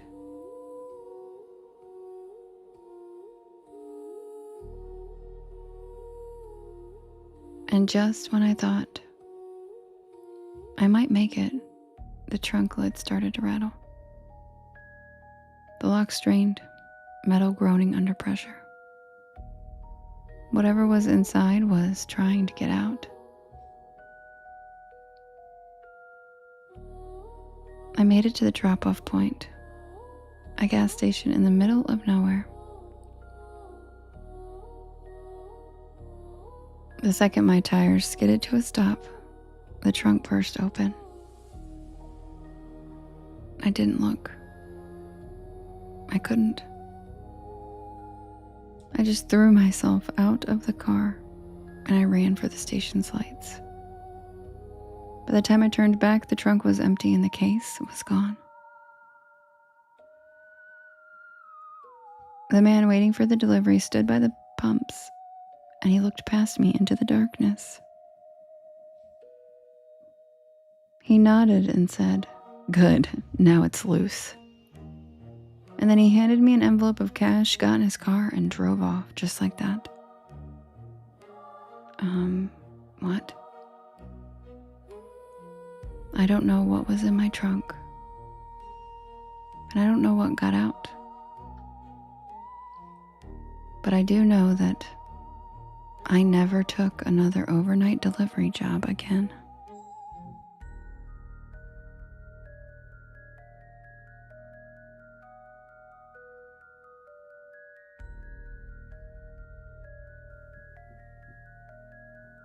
Megan, thanks. I do add that in all my stories pretty much. Hi, Cameron. And that's the tale of the overnight delivery. Justin said I'm a daytime girly now. Sherry said cover your sweet holes. Sherry kills me, dude. Sherry, you're so funny. God. Okay, guys, you know what time it is. I'm going to do a quick switcheroo. We're going straight into the night shift at Sycamore Diner. And if you are new here, welcome in. My name is Devin, and this is Porch Lore. And I tell spooky bedtime stories to help you relax your nervous system and fall asleep. And I am here every single night at 10 p.m. Eastern Standard Time. Matt, thank you for the galaxy. And I'm here every single night at 10 p.m. Eastern Standard Time until about 1 in the morning. And I do write and record all of these stories myself. So if you want to listen to them when I'm not live, good night, silent signals. So if you want to listen to them when I'm not live, you can on my YT channel or any of the podcast streaming sites. Just look for Porch Lore and you'll find me.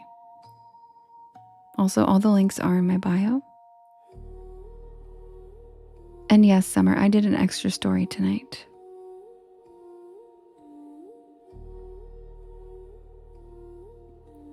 Sweet hole merge, Justin. You guys are silly. All right, guys, and for the last story of the night, if you are new here and you enjoyed yourself, don't forget to give me a follow before you leave, so if you fall off the porch, you can find us again tomorrow. Also, this is the last story of the night. We always end with the night shift at Sycamore Diner. Thank you for the follow, Junior. Thanks, Christy. This is our porch. Welcome to the porch. And so grab a beanbag chair, grab a hammock, sit back and relax. Check out the shooting stars. And welcome to the porch. And as I always say, there is always room for one more on the porch. Happy Monday, and I will be right back with the tale of the night shift at Sycamore Diner.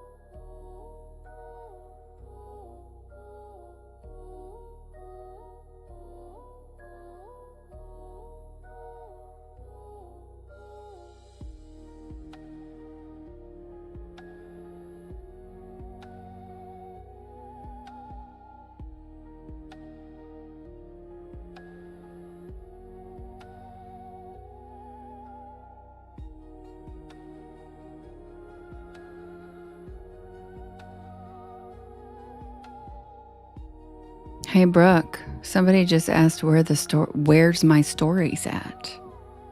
Get them.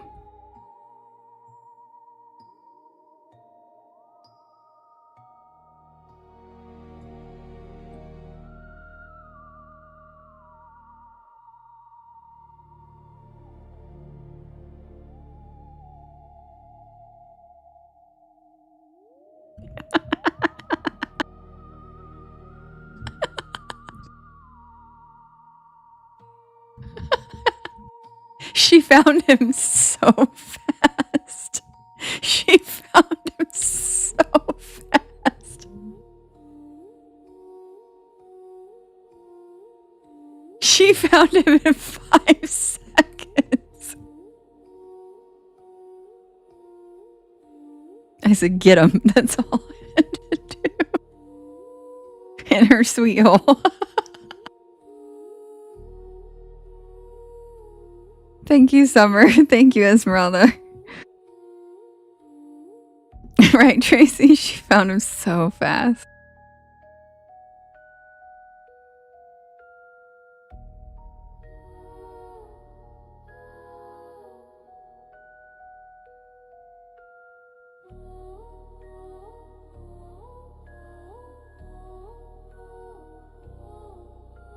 I just choked on my tea because she said it's locked and loaded.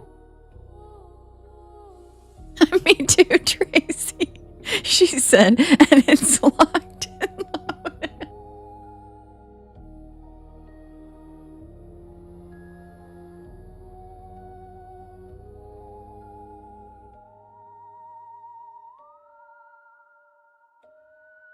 She's also a Sioux witch, so there's that too. You don't want to mess with Brooke.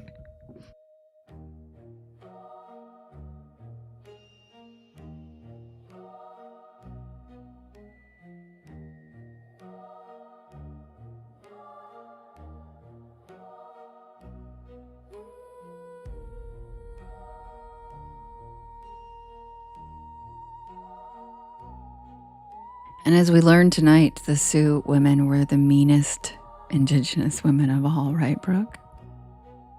Thank you, Summer, for the metamorphosis. Hi, Country Raven. She said, while I ride my buffalo. I mean, that would be amazing. That would be really amazing. I just have crows. I just have crows that will come and bug you up. Or save my cat.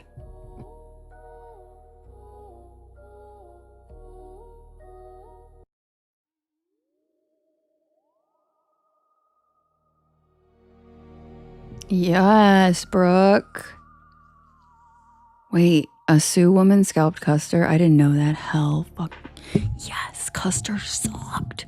Jade, remember when we were watching Dr. Quinn and Medicine Woman and Custer came into the storyline? What did I do? I freaked out. I was like, just so you know, Custer's a horrible person. Oh, you named it Henry? You named it Henry? That's cute. Exactly, Jade. Look at that. That's right. Loser and his blonde, fluffy hair.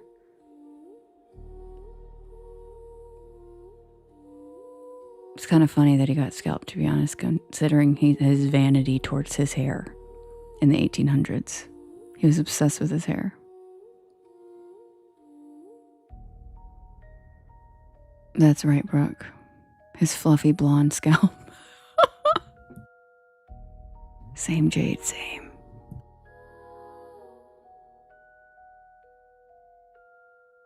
Submitted for the approval of the Porch Pal Society.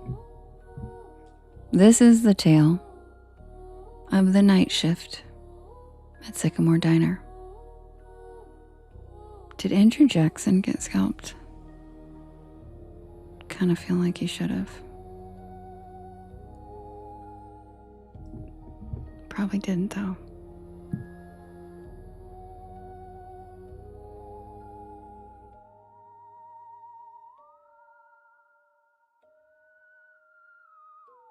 Code Red said, I bet he had a small nose, too. Exactly. You get it with the big nose. You get it, girl. You get it. You get it. I like a good schnoz.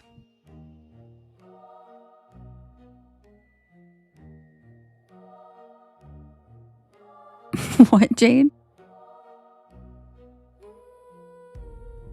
I'm not usually the kind of person who pulls over on back roads at night. Not unless I absolutely have to.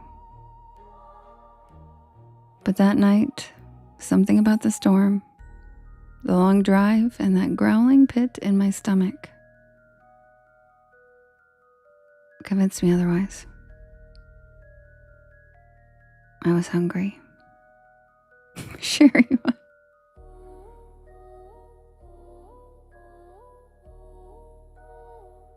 Jade. Jade.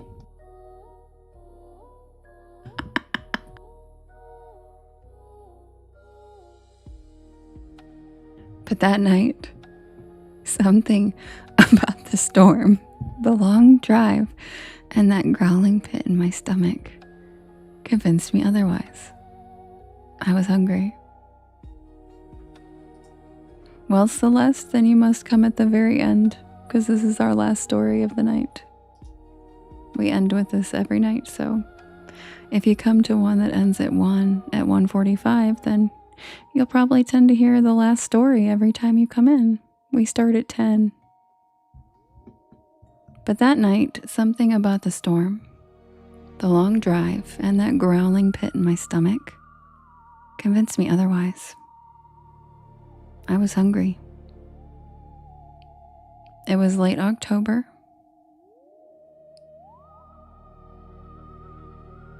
And I was headed back to campus after a weekend visit with my friends in North Carolina.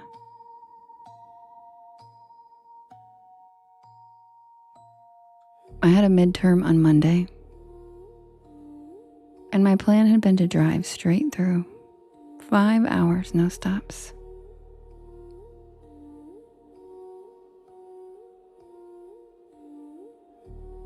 But then came the rain.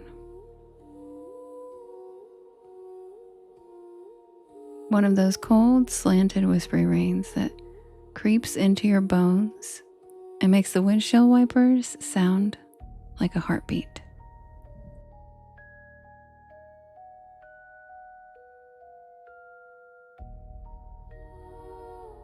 I had taken the wrong exit trying to bypass traffic. Thank you, Skrilla. And I ended up on a 2-lane back road, surrounded by nothing but pine trees and power lines.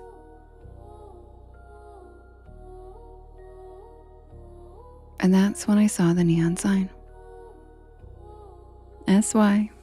SYCAMRE Diner.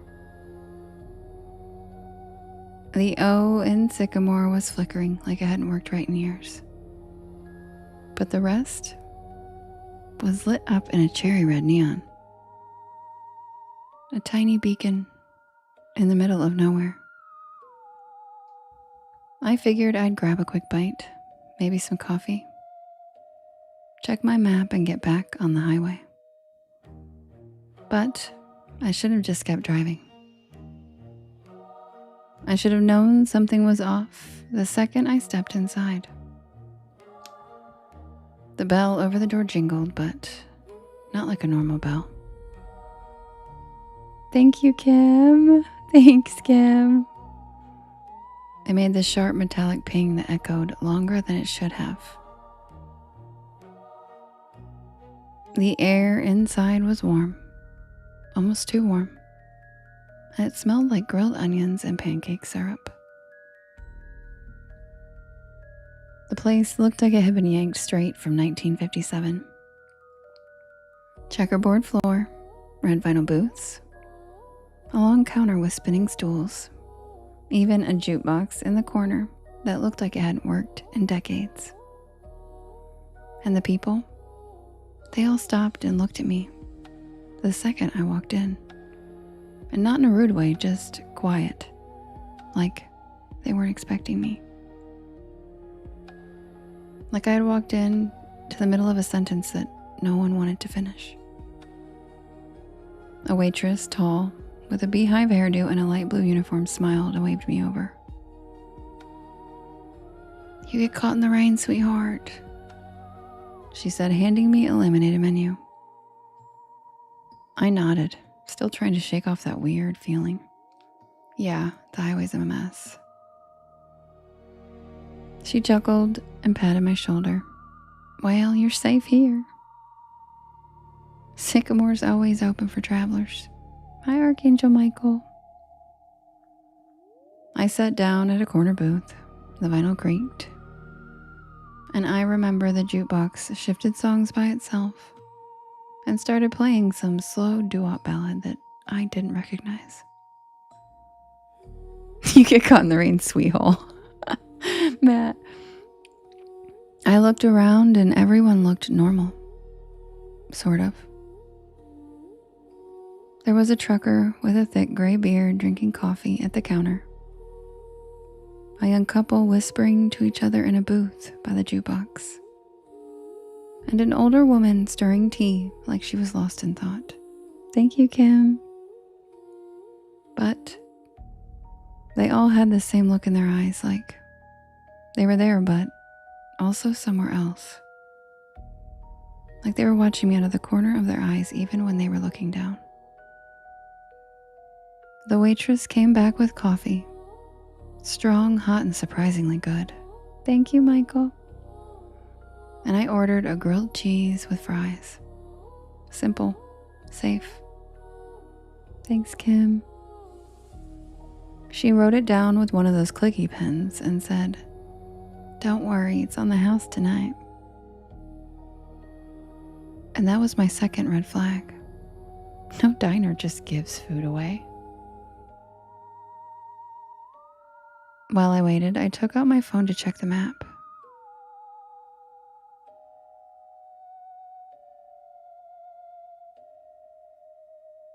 No signal, and I mean nothing.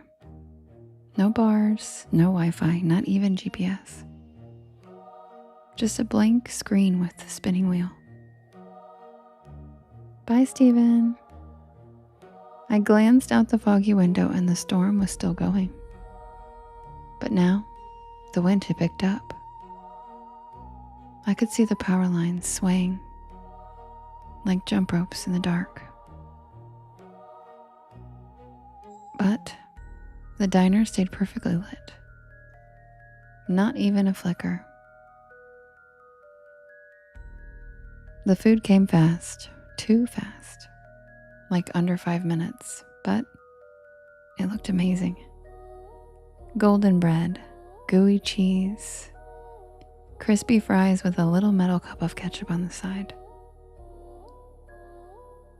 I took a bite. Delicious. Me too, Justin. I mean, I've eaten at a lot of diners, greasy spoons, college joints, and roadside shacks, but this was hands down the best grilled cheese I've ever had. The fries were perfect, and the coffee never ran out. Every time I took a sip, it was somehow full again. I was halfway through the sandwich when the trucker got up to leave. He walked right past my table, nodded once, and whispered, "Don't stay past midnight."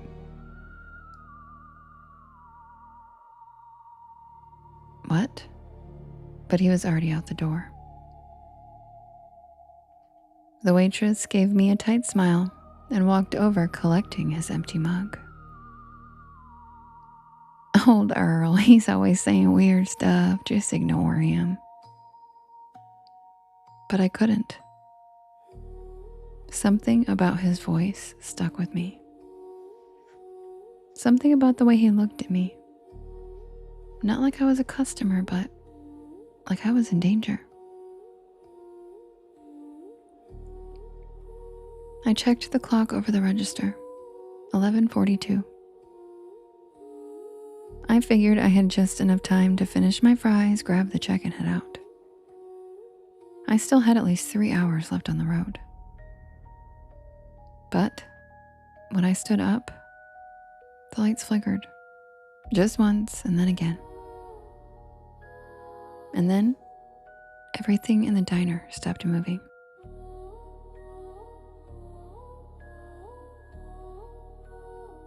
The couple by the jukebox froze mid-sentence. The woman with the tea stopped stirring, her spoon hanging in midair. The waitress, her hand reached out for a mug, just stopped. Like someone hit pause on the entire scene. I took a step back and the jukebox buzzed, glitched, and restarted a new track. I could still move, but no one else could.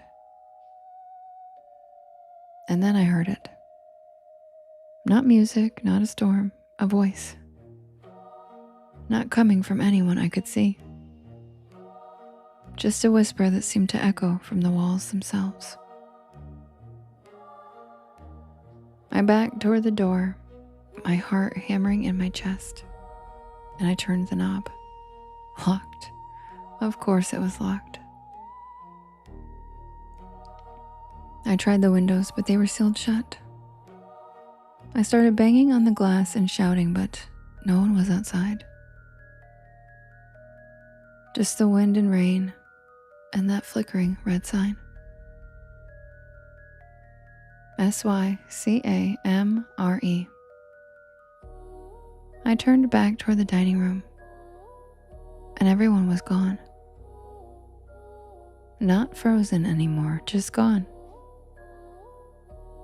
The booths were empty, no plates, no crumbs, no mugs, no sign that anyone had ever even been there. Except for my plate. Still warm and still half-eaten. Thank you, Doc. And then I saw the waitress. She was standing by the kitchen doors. Her silhouette was backlit by a flickering fluorescent light. Her face was wrong. The same smile, but her eyes were empty, black and endless, like someone had painted over them. "You shouldn't be here, honey," she said in that same cheerful voice. "Not yet." I stumbled back, knocking over a chair as she took one slow step toward me. "The others, they were waiting, but you just wandered in." She raised a hand and the walls began to shimmer. Literally shimmer, like heat waves on asphalt. The checkered floor rippled and the red booths started to fade, becoming outlines and then shadows and then nothing.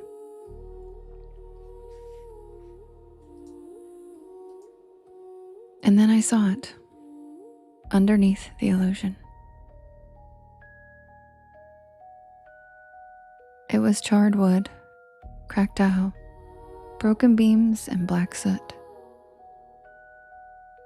Like the diner had burned down long ago.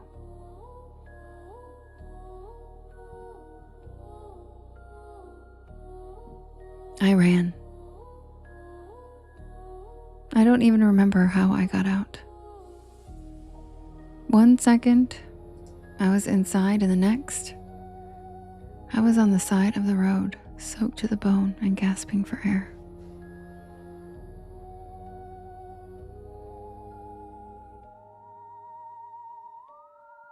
My car was still there, pulled up with the ceiling missing, parked on gravel that didn't even look like a lot anymore. Just weeds and puddles. No neon sign, no glowing windows, just nothing. I drove back to campus that night in silence. No music, no Porch Lore podcast. I kept glancing in the rear view mirror, half expecting to see that red neon flicker back to life. Thanks, Sherry. I didn't tell anyone. Not for weeks. Not until I finally looked up Sycamore Diner on a local history site. And I found it. It burned to the ground in 1972. A gas leak. The whole place went up at midnight, and everyone inside was killed. 5 patrons, a waitress, and a cook. The photo in the article? The same checkerboard floor, the same red booths, the same neon sign. SYCAMORE. And in the corner of the photo, that same waitress, smiling. I never took that back road again. I don't even drive at night anymore if I can help it. And every time I see a neon diner sign, something in me flinches just a little. Because I know I was there. And I know I wasn't supposed to be. But the part that keeps me up sometimes, the part that really makes my stomach turn, that was the best damn grilled cheese I've ever had. And I didn't even pay for it.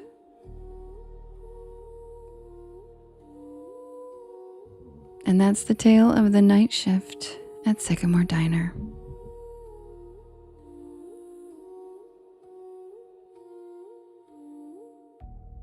Thank you, Porch Pals, for spending your Monday evening with me. I love you guys, and I hope you guys were able to relax a little bit tonight. If you are not able to fall asleep, head on over to my YT channel. There is a playlist called Bedtime Stories, and it will help you fall asleep by like the second story. And I will see you guys again tomorrow, the same time, same place, 10 p.m. Eastern Standard Time. And I hope you guys get some wonderful sleep. And don't forget, stay spooky. And yes, I'll tell Merlin you guys say goodnight. And goodnight, cloud dancing. Jade. Stay spooky.